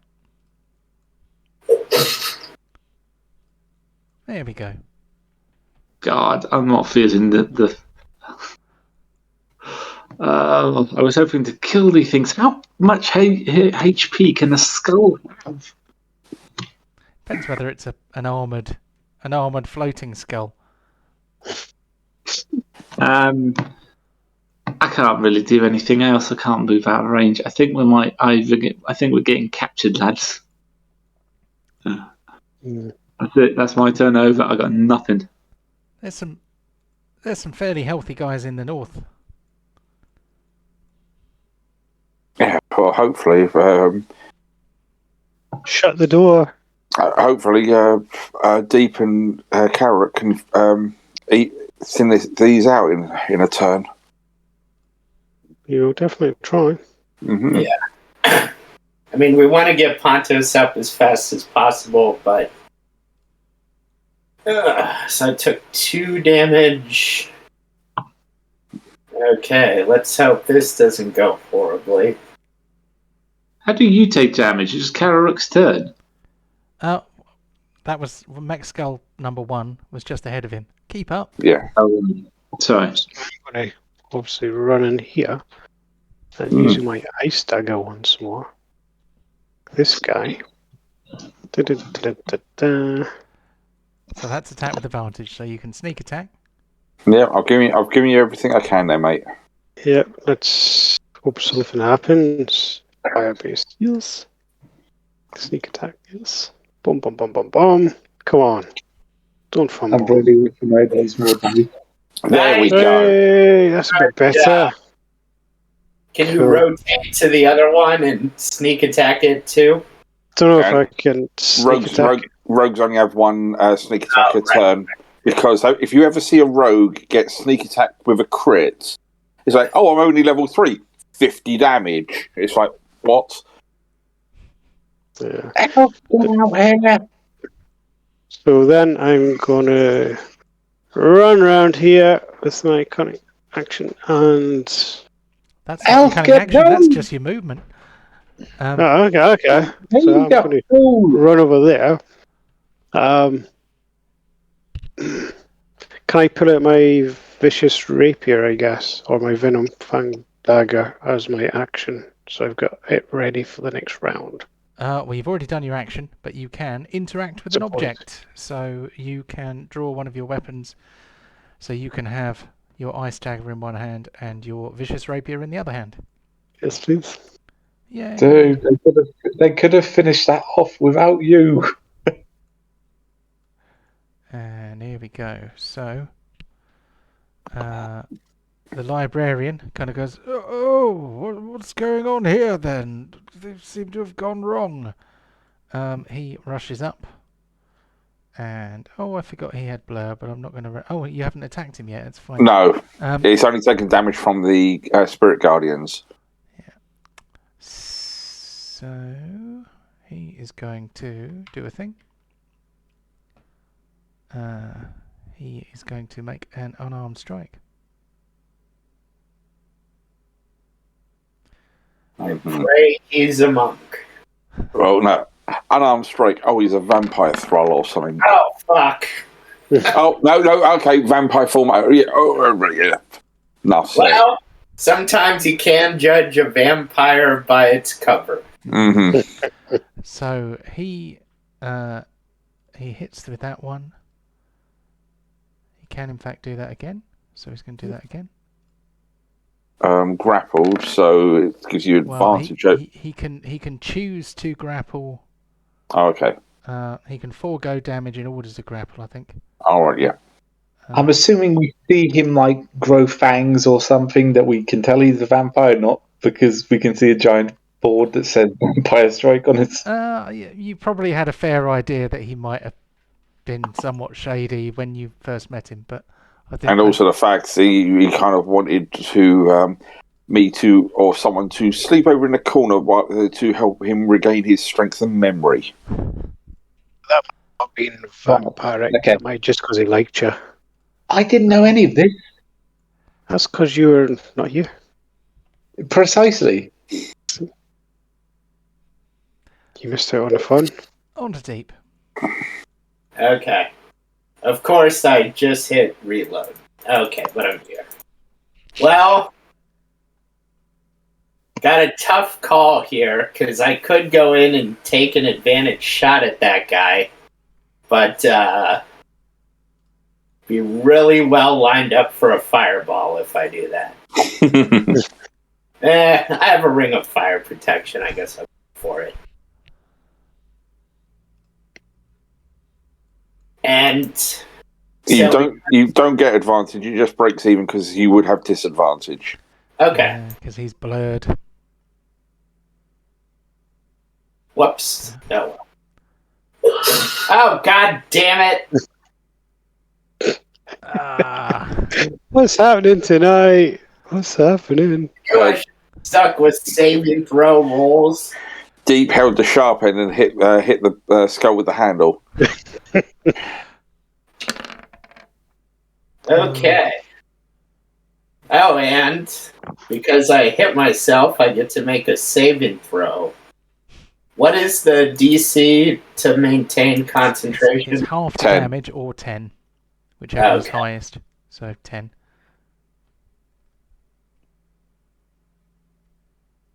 Yay! God. Add images of you braining the spell out your own head. Do you guys think I should pop up so the aura will hit that guy as well, or should I just stay put to maintain advantage? That's your call, really. It's up how you feel it's going to go. Okay, probably a big mistake, but I'll go for it. He gets an attack, John. Okay, let's do attack of opportunity against Deep, who is fleeing. Let's see, how does he do? Oh no, that was harsh. Decision that was.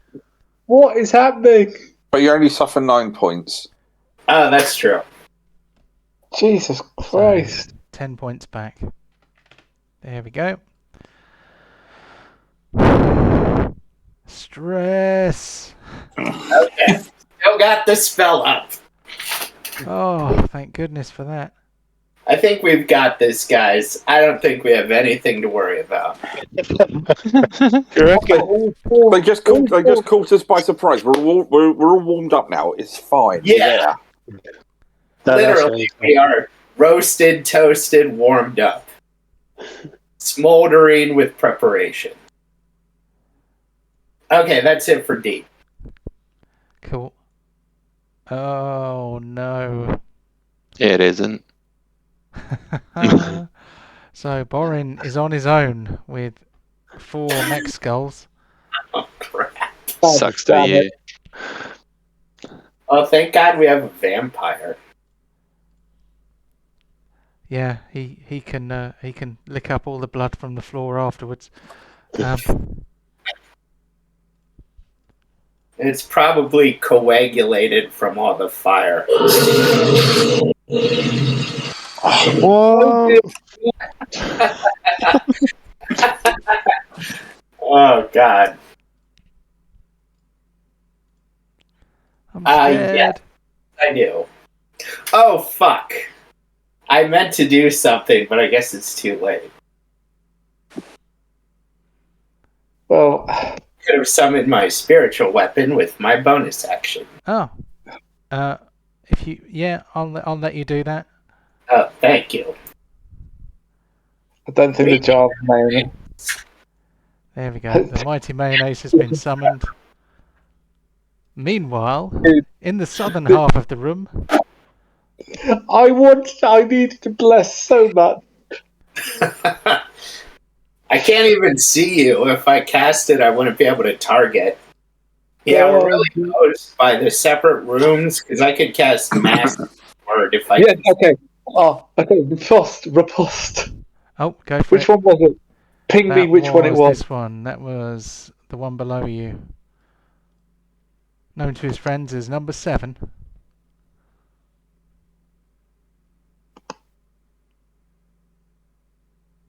Aha! And you get to add a D8 to that. Yes, I do. Alright, so 26 definitely hit, so we can work our way down for what misses. Oh, okay. 6 ain't too bad. Well, that's 20 damage. I think we've hit on a 21 and we've missed on a 12. So it's somewhere in that range. This is true. And now we're on to Pontos. Please, can I have a death save for Pontos? Feel free to roll a 20. I don't have a button for that, do I? No, I'm afraid not. Oh shit! Wrong button. Sorry. What was that? My initiative. It should be 4. Should be +4. Yeah. Okay. Well, we'll add a +4 to the 8 you just rolled, and then we'll call that a 12, and that is a pass. So Okay. give yourself 1 death save success. Can you move me back down in the turn order, please? Oh, did it change your position? Yeah, I hit initiative by mistake. Yeah, you should be a 4. Oh, your initiative should be a 4. Yeah. I now understand. Do you want me to still roll a death save? Probably makes sense too. What is your Constitution modifier? My Constitution modifier is a 3. Okay. So 8. We'll take the 8 that you rolled in error, because it is a D20, and we'll add a 3 to it, and that's an 11. So give yourself a death save that's passed. All right, and then chew bacon. And then chew bacon. Death save for chew bacon. So that Does is he have also that that's a option? D20 plus whatever his Constitution modifier is. It is a +3. So, D20. 7 or above will do it. Fuck's sake. Stupid pig. Okay, so we will mark that as... Oh, well, that was an exhilarating turn. Yep. Okay. That is number 23. I haven't already done that one, have I? Oh, we're back to the top. Yep. Yeah, round 3. Me. It's round 3. The bloodied mech skull is going to attempt to hit Boren with the fire ray. This is a new time round, so I get my reaction back, yeah? Say it again. Until your turn. Ah, damn. Yeah, it's your turn to your turn. Ah.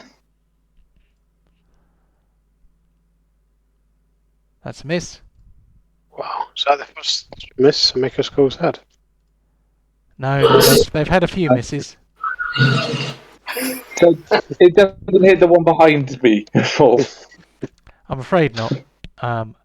I would say that the special effects can be somewhat deceptive in this instance.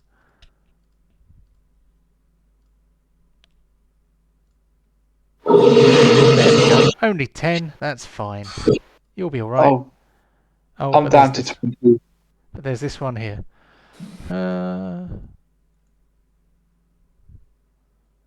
So if he flies over here, he doesn't get advantage because of the position.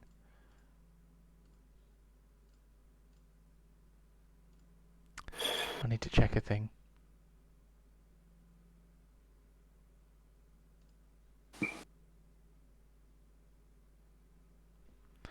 Right.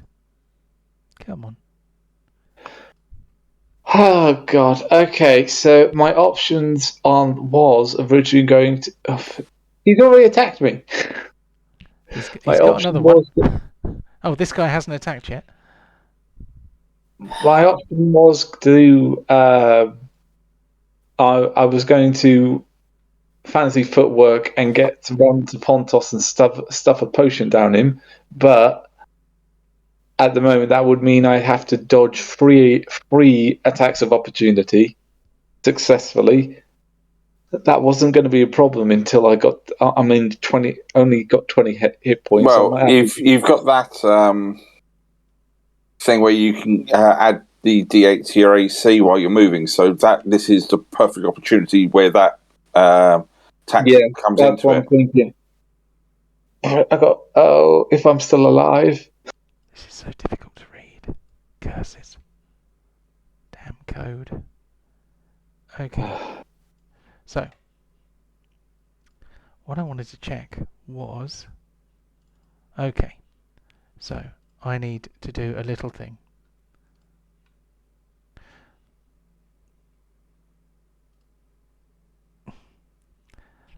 Oh, well... Don't think too hard about that. Think. Okay. I was thinking there would be a tree for us to unravel. Yeah, I was about to say, Chara agrees with me. Rats have blood. Yeah, good idea. Bat. Yeah. But he's living on his love of literature. So I need to do a thing. I gotta survive. 15 versus 17. What difference does that make? No, it doesn't help. Okay, I just realised that I was firing at you with a ranged spell attack at within 5 feet, which means actually I should have been doing these with disadvantage, not advantage. That's still a hit, but that makes it not a... Who was that against? It doesn't even say who it's attacking. Damn it. So, only a few of these have I done that. So, I think there's a lot to keep track of. There's a lot to keep track of, but that was definitely still a hit. So it should have been disadvantage, not advantage. Yeah. So we will cancel that last hit against you. There we go. Okay. 10 hit points back. Yeah. And the other one's missed, I think. So. Yeah. Here we go. On to this one. He's dead. He doesn't get a go. We're on to Jar. Right, okay. I'm going to have to hope that you guys can finish that one off, because I'm going to do something a little bit stupid here. So, 5, 10. So, attack of opportunity. Okay. And that's fire rate.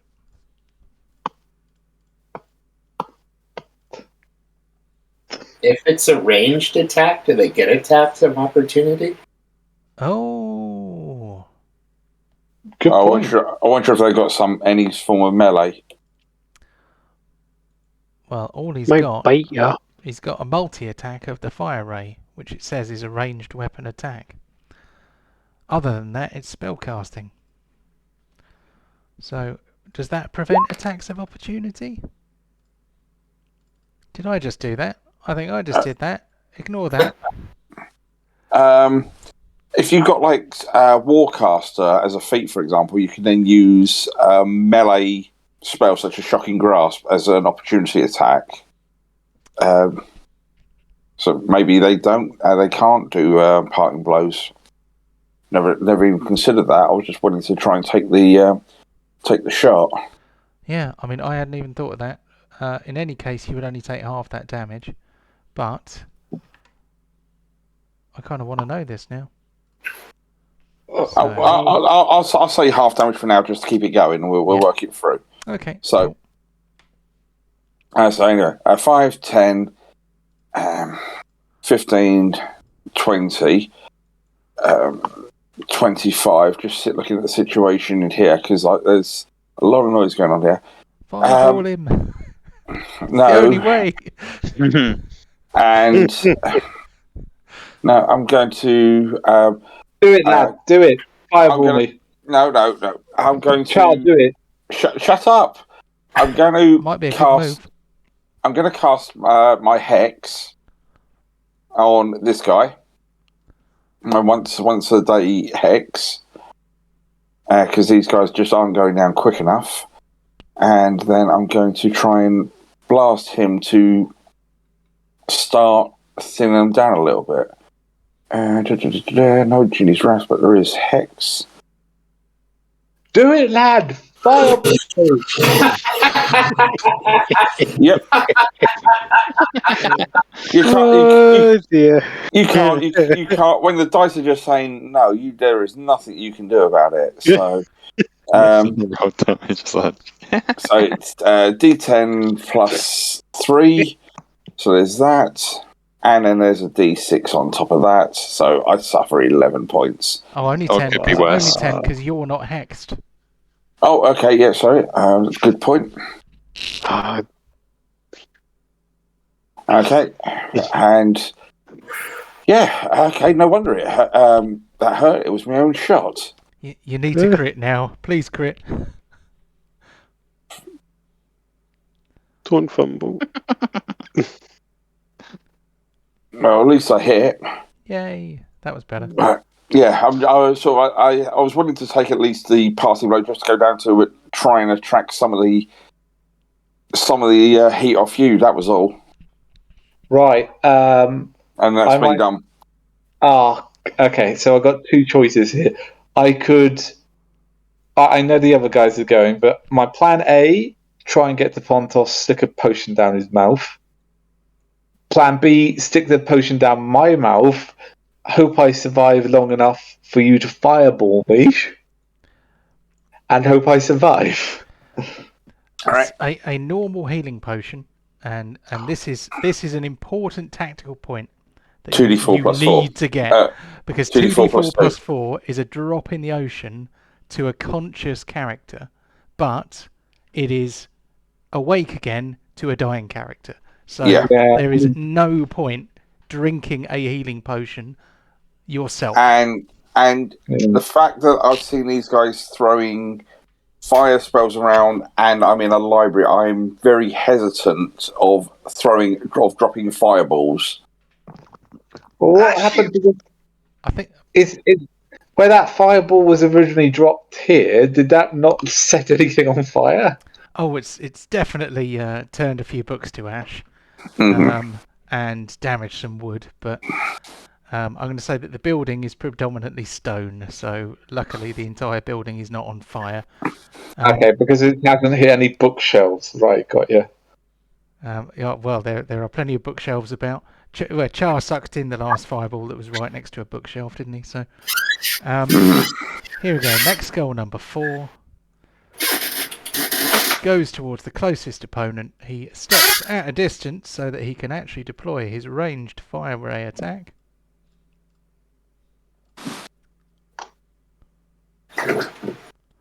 He hits. He tries to do it again. Oh, Char, if this is all stone, you can do your firewall. Can you see where what I've got the line on? Mm-hmm. Well, if you'll firewall that, they're going to take damage from that. And if I run out of charges, my staff then is destroyed. dude, we're 2 people down. I'm barely hanging in there, and there are still 6 more of these buggers to go. Oh, there's more than 6. Precisely. Oh, I've taken 11 damage. I'm down to 19. And here comes round 2. And that's a miss. Thank goodness. Okay. Oh, Finally a miss. Okay, here is a wisdom save against the spiritual whatsits. If I can work out which one to use. Save. Wisdom. I know it says intelligence. I will fix it. That's a fail. 11. That's a fail. That's 3d8 points of damage. That is 14. Nice. Or radiant, if that makes any difference. Ooh, does it? Let's find out. Where's the character sheet gone? Come back, character sheet. There it is. Dun dun dun. find out. How do I what does my fighting style?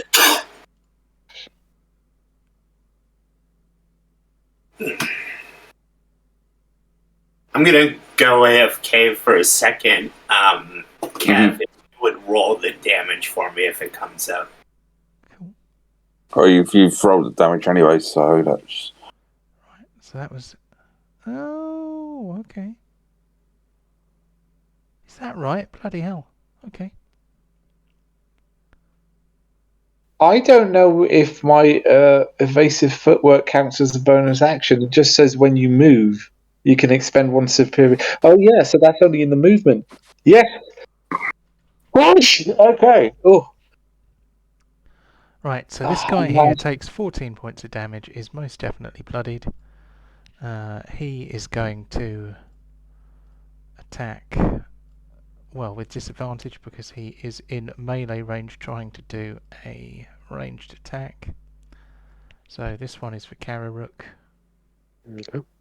That's a miss. This one is for the librarian known as Lugubrious. And I was attempting a lugubrious voice, but oh jeez. Okay. Then we're on to Borin. So what's the plan, Okay. Borin? First things first, my movement phase. I get an additional 5 to my AC. Okay. So your armor Okay. class for the purposes of this exercise is 27. Yes. 1. Okay, so let's do that first. Oh, 3 attacks of 3 attacks of opportunity. So Fucking hell. 2 of them will be with disadvantage against because you are still within 5 feet. 1 of them is gonna not be with disadvantage. Dear God, this is going to be tough. 1. Okay, this is the one that is not with disadvantage. Oh, I haven't changed your armor class to 27. Let's change your armor class to That's 27. all right. We know. There we go. That way it won't automatically deduct damage that you shouldn't be taking. That one's not... No, not advantage. Calm down, John. Calm down.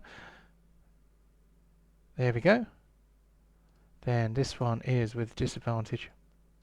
Okay, I got 1 in 40. 1 in 40 chance? No, yeah, 1 in 40. Oh, God. Okay, I'm good. There we go. So... Okay, 2. Scroll down. Camera 2. They're not singing right in my at the top. background. Oh, okay. So for those 2 replying, I've just done 1 and dodged 3 attacks. I'm not sure if them missing counts as you dodging, but... It's because of my manoeuvring that they've missed. Of course it is. So Okay. slide along here. Give it open as my main action. Opening a bottle of healing potion and stuffing it down Pontos's gob.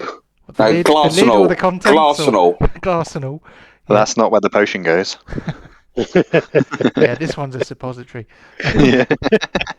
Okay, so what do you want me to roll? A 2d4? 2d4, add 2, and that will be Boris back on his feet. Thank you. I just said Boris. Borin. It's not even Borin, it's Pontos. Oh, Losing the plot here, lads. Okay. Oh my god. There we go. 6 hit points. Pontos is up. Well, thank you. and as a bonus action, I am just gonna hand axe this one that's been bloodied for so long, and I'm just yelling to Char, "Light it up!"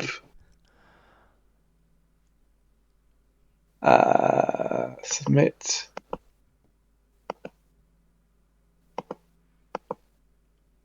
I still think I absolutely love the friendly fireball. I think it's the coolest thing ever. It's one of my favourite things. It's not one of my favourite things. You Are you need to update- top up the hand axes on your character sheet. I did. You stupid computer. You obviously didn't. Well, okay. Well, at least I gotta take down. I've got to edit all my actions. So just. Yeah, see? You look at my character, it actually has 4 hand axes Yeah, that's because here. I just changed the number to 4. God damn it, man, stop doing that. I can't tell when it's mine or not. Okay, superiority dice. I have 1 left now. Okay. Just throw the axe.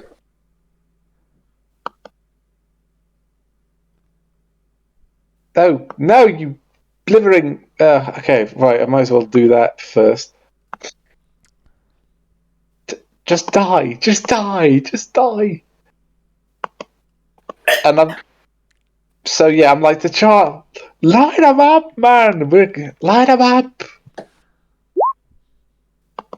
Okay, I don't know why that's happening now. I've obviously got it set up on the wrong thing. Told you it's not Repeating me. resource $1 right. No, it's repeating resource $1 left. No, it is right. It is right. Hold on. So that is other resource. That is repeating resource right 0. That's repeating resource right $1. What is he doing? Oh, it says other resource up there. Okay. Hold on. Shh. The DM's an idiot. Shh.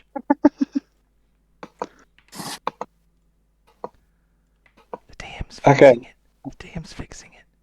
Okay, here we go. Yeah, when the DM has fixed, because I'm about to press submit. No. Hold on. I'm changing the code in the Word document. I am pasting it into the box. Here we go. Power card scripts, everybody.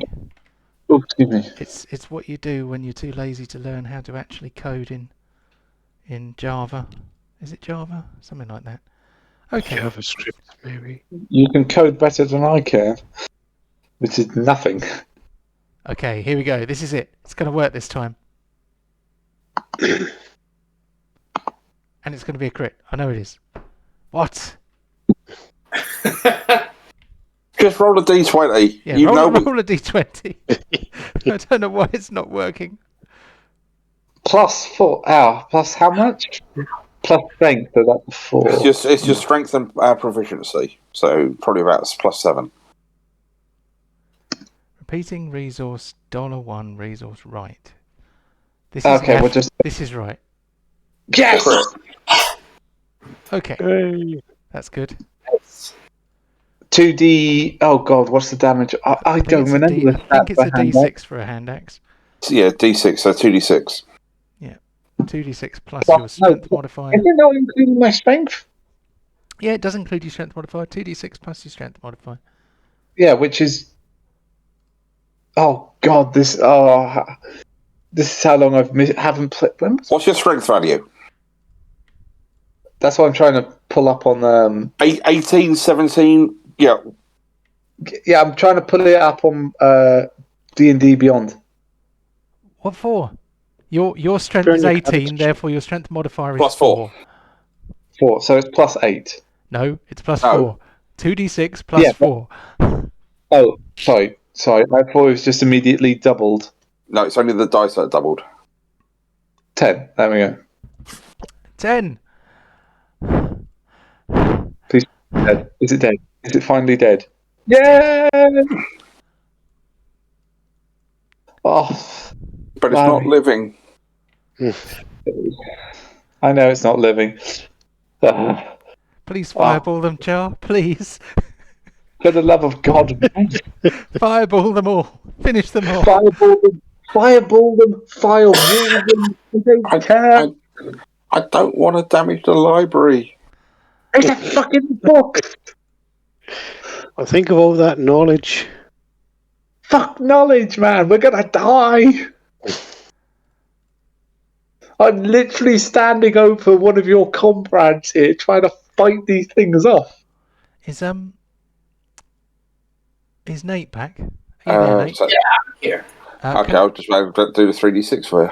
Yeah, can I have 3d8s of damage for this skull? Oh, 3d8, sorry. I'm here. I'll roll it. Yay. Oh, Ugh. that just goes to show full damage. I've relied so much on this auto stuff that I forgot what my character's stats are. Yeah, it's in theory it's supposed to make life easier, but I'm forced to admit that it doesn't always, especially when I have the resources allocated to the wrong boxes, and then things do not work. So that was Mech Skull 1.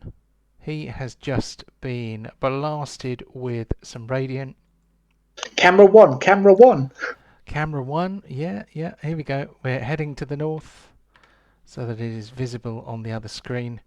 He is going to see if he can hit deep with a fire ray. So he's not really got anyone else harassing him at the moment, so here it comes. That's a miss. Here comes another one. Oh. And it's another miss. On to Kararook. Right, come on, Awesome. Kararook, do something cool. I'll try to. I'm going to move up here. Then I'm going to attack this guy. You can. It's a standard attack because this guy's blurred. But you do have sneak attack because you have a that would.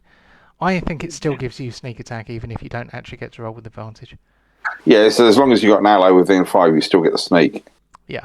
Cool. Let's see what happens. Dun dun dun dun dun. Nice. Awesome. Nice. Attack. All of the effects. Cool. And then there's still 2 fire skulls here. I can't see what's happening below me. Char's in the doorway. I have no idea. I can't see it on my screen. So then I'm going to go 1, 2, 3. Why can't I move further than that? I'm going to go up here. And that's me done. I'm guessing I don't get advantage or give advantage to the meal. Yeah, the mayo doesn't do that. Oh. Sadly. Why do I have this horrible feeling that if Chewbacon doesn't get up, we might have to fight a vampire to keep them off it? Stop giving John ideas. Shh. What you mean? The vampire suddenly likes the smell of bacon?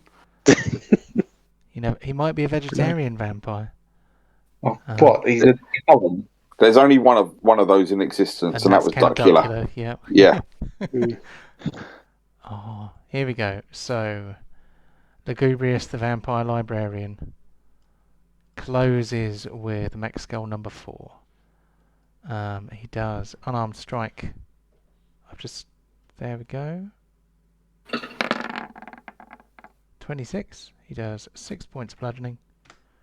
And then he attacks again. And this time it's a miss. Then we're on to deep.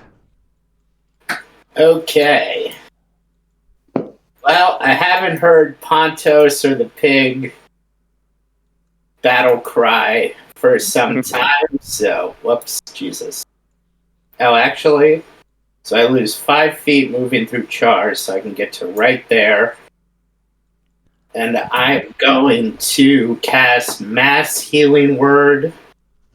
There is not a thing for that, so I'll put it in the chat. On the pig. Yeah, it's going to hit. I think it can hit 6 people. Is it a bonus action?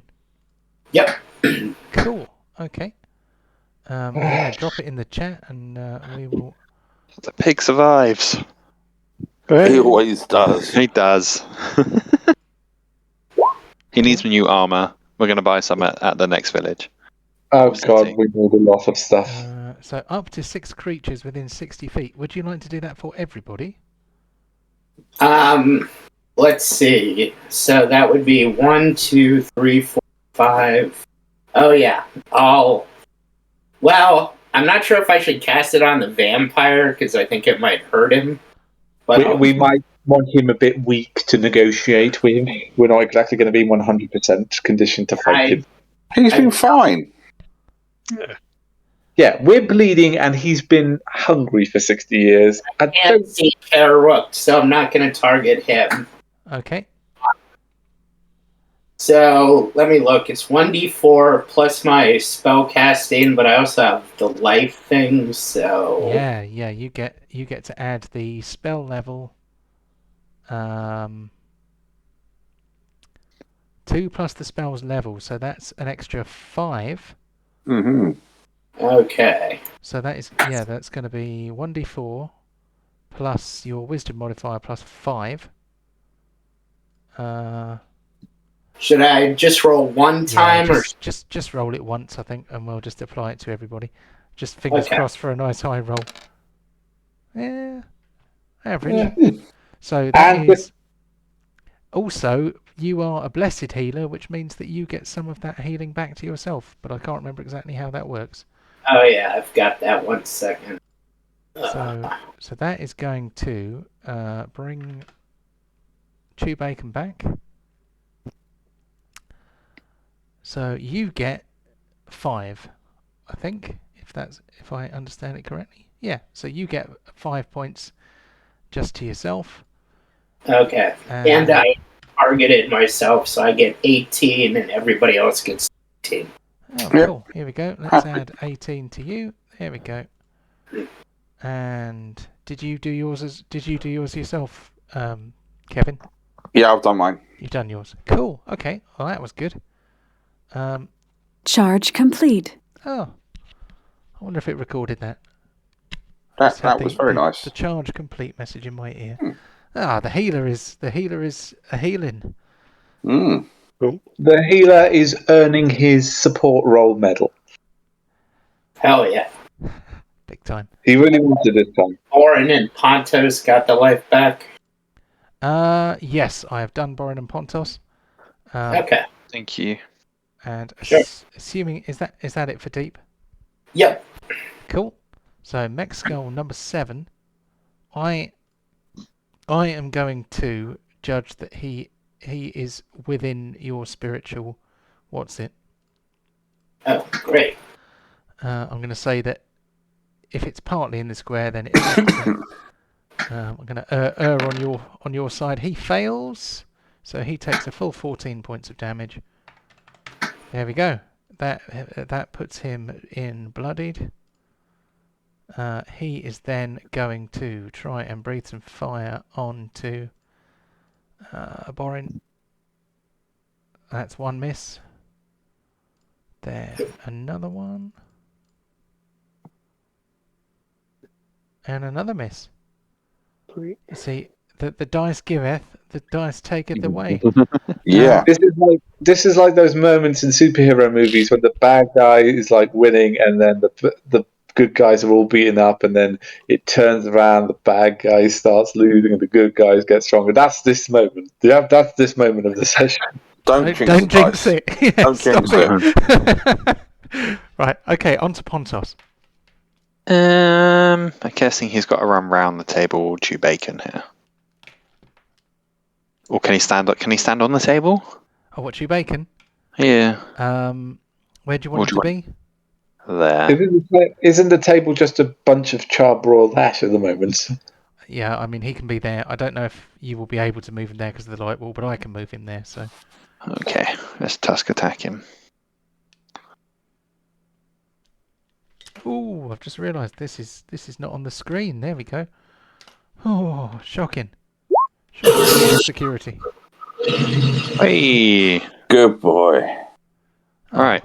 well done Okay. there, lad. Go help Chew Bacon. You're welcome. If you went here, Oh, yeah, good point. then Good you can point. have advantage. Good point.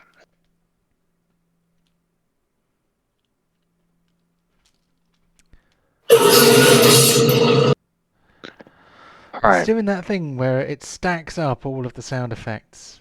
Oh, yeah, I can hear it all now. Oh dear. That's what Kararuk is hearing in the next room. Yeah, I'm starting to get worried. It's all quiet next door. All of a sudden, all that goes, oh, no, okay, they've woken up now. Right. Anyway, this is... One more. Hang on. Oh, Sorry. have you got another one? Sorry, mate. Yes. Yeah. The slashing claws of ultimate gothitude. It's still not dead, but... It It's got to be on fume. It Oh, is is it dead. dead? It's just my scripts are not my scripts are not detecting it because obviously I'm not doing very well with that. There we go. So that That's one's easy. dead. I think we should call it so we can do the medals. Oh well, let's see. Where are got- we? We are got actually at the 10 head of the minutes. round. We could pause mid-combat for rewards. I was waiting to say that. Yeah. Okay. Well, at least we are at the head of the new round. So, with that being the case, let's bring up our awards. So, the awards slideshow begins with First Blood. Who was the first one to hit somebody in this session to do Me. damage? Was it Borin? Okay. Well, Yeah, it weren't me the first round.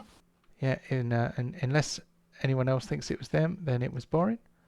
It might have been somebody who hit themselves on a fumble, but There were a couple of those today, weren't there? At least it wasn't max crit. That's the worst one.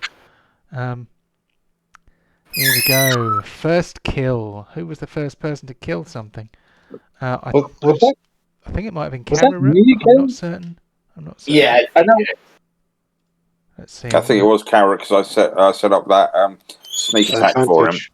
Yeah. Okay. So then we are brought to kill of the week. The flame skulls. Yeah. I think the flame skulls get that for fireballing you. No, I did quite enjoy the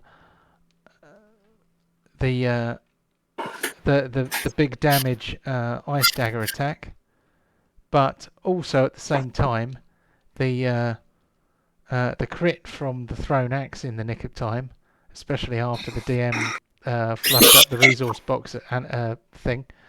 While saving Pontos. Let's see the cool ice dagger attack was quite good though. I don't know. What do you reckon? So we need a second. What do you reckon, Kev? I think the ice axe, because that was really the first kill to start turning it round a bit for us. The ice dagger or the thrown axe? The ice dagger, sorry. Yeah, Cool. Yep. I've been awake 20 odd hours. Fair play, mate. Yeah, I had an early start too. It's a killer, isn't it? Here we go. The thing that I keep promising to come up with a non-gendered expletive for, but haven't managed to yet. So anybody steal a kill this session? No. No, not yet. Okay, we will leave that one unawarded. Longest kill streak. I'm not sure if that applies today. No, not today so far. I think I'm the only one that killed more than one. Yeah. skull. So you're the closest, but you didn't kill one and then kill another straight away, did you? It was a. It doesn't have to be on the same round, but I think you have to. Yeah, there's no continuity with it. Yeah. Yeah. Okay, kill from the grave. So that is where you kill something where it's not your turn. Does almost being dead count? Does what, sorry? Does almost being dead count? Oh, sadly not. But if it was going to happen in this session, it probably would have been the spiritual guardians. But I don't think they actually killed anything yet. No, they just weakened them down. I mean, every little helps, but yeah, definitely. Okay, damage dealer. Let's have a quick look at some damages. I think both Borin and Pontos do hit some quite high numbers, but when Kariruk gets going with his multiple damage types, he does pretty well too. So we've got a 22 from the Ice Dagger, and I think I don't recall, excuse me, having seen a higher damage done. No, I think the only thing higher than that was that 32 on Pontos from that fire beam, that crit. Yeah, we either award it to one of the bad guys, or I think Kariruk takes that one. Oh yeah, you did a 28. It wasn't even you've done 28 on the Ice Dagger because you did an 8 and a 12. So yeah, that is definitely for Kariruk damage dealer this week. Hooray. Best supporting role. I don't think this even deserves debate. That was deep doing the mass healing word, which saved at least saved 2 unconscious dying people, or 1 unconscious dying person and 1 sorely wounded person. A pig. Fumble of the week. Now there's a few contenders here. The entire team. Yeah, how many? Who fumbled? I can't find any fumbles in the recent chat. I shot myself. Mine was pretty crap fumble. Self-inflicted wounds, I know of that. And Pontos gave the opportunity for an opponent to attack. So was that 2 fumbles in a row? I think Pontos got 3 fumbles. Well, let's see. Well, we've had self-inflicted wounds twice that I can see in the chat without having to open up the archive bit. Deep zapped himself for 7, but Char zapped himself for 10. So I think that probably puts Fumble of the Week with Char as it stands. Unless there's another fumble. No, I can't find another fumble in the recent chat. So let's award that one to Char. So everybody gets something. Most valuable player. So Deep. I'd say for that one. Yeah, I'd go with that. Okay, thank you. And what does that leave us? Role player of the week. So this is between, I think, in my opinion, unless anyone else would like to interject, I think this is probably between Chris and Kevin, but Chris was trying to persuade the librarian to let him in, and Char also was too, so I think that was probably our big role-playing moment, if you like. I was going to say Chew Bacon because his role is to get killed. And Could be. I'm going to say I'm the closest to what my actual character would be feeling right now, because I've just what the hell is going on? I'm just getting attacked. What's going on? I still don't know what happened. I just entered this room and got going forward. I didn't hear any of the stuff that you guys discovered. You can always watch the replay on it. Yeah, I watched it. It's like, oh. So I think my vote would go for Kevin. I think he's playing the role-playing piece more than most, I think. Yeah. Cool. Okay. Kevin. So, role player of the week for Kevin. Then we are back around to First Blood. So that is all the awards. If anyone can think of any more awards you would like added to the set, or any any that would be more appropriate than the ones we've got, then feedback is always welcome. I have a long list of power card scripts to try and fix, because the hand axe thing wasn't working. I had that working, and then I updated them so that when you killed things, that it would play noises, and then I didn't give you anything that I'd given death noises to. So that was time well spent earlier this week, and I spent 8 hours doing that. I would like to see how the scores are going. Oh, we'd have to watch them all back to see the leaderboard. I'm gonna make a new page on my spreadsheet because I have not been keeping track. But on the plus side, it has all been recorded for posterity, so it's not. If you want to make note of it, it's the last 10 minutes of every episode, so it's fairly easy to find. This is true. So I'm going to add an extra page for awards, rename awards, and then I will go. This name is already taken, apparently. Apparently, there's already one called awards. Can't see it though. Oh yeah, there already is one called awards. So yet again, I say the DM is an idiot, but we got there in the end.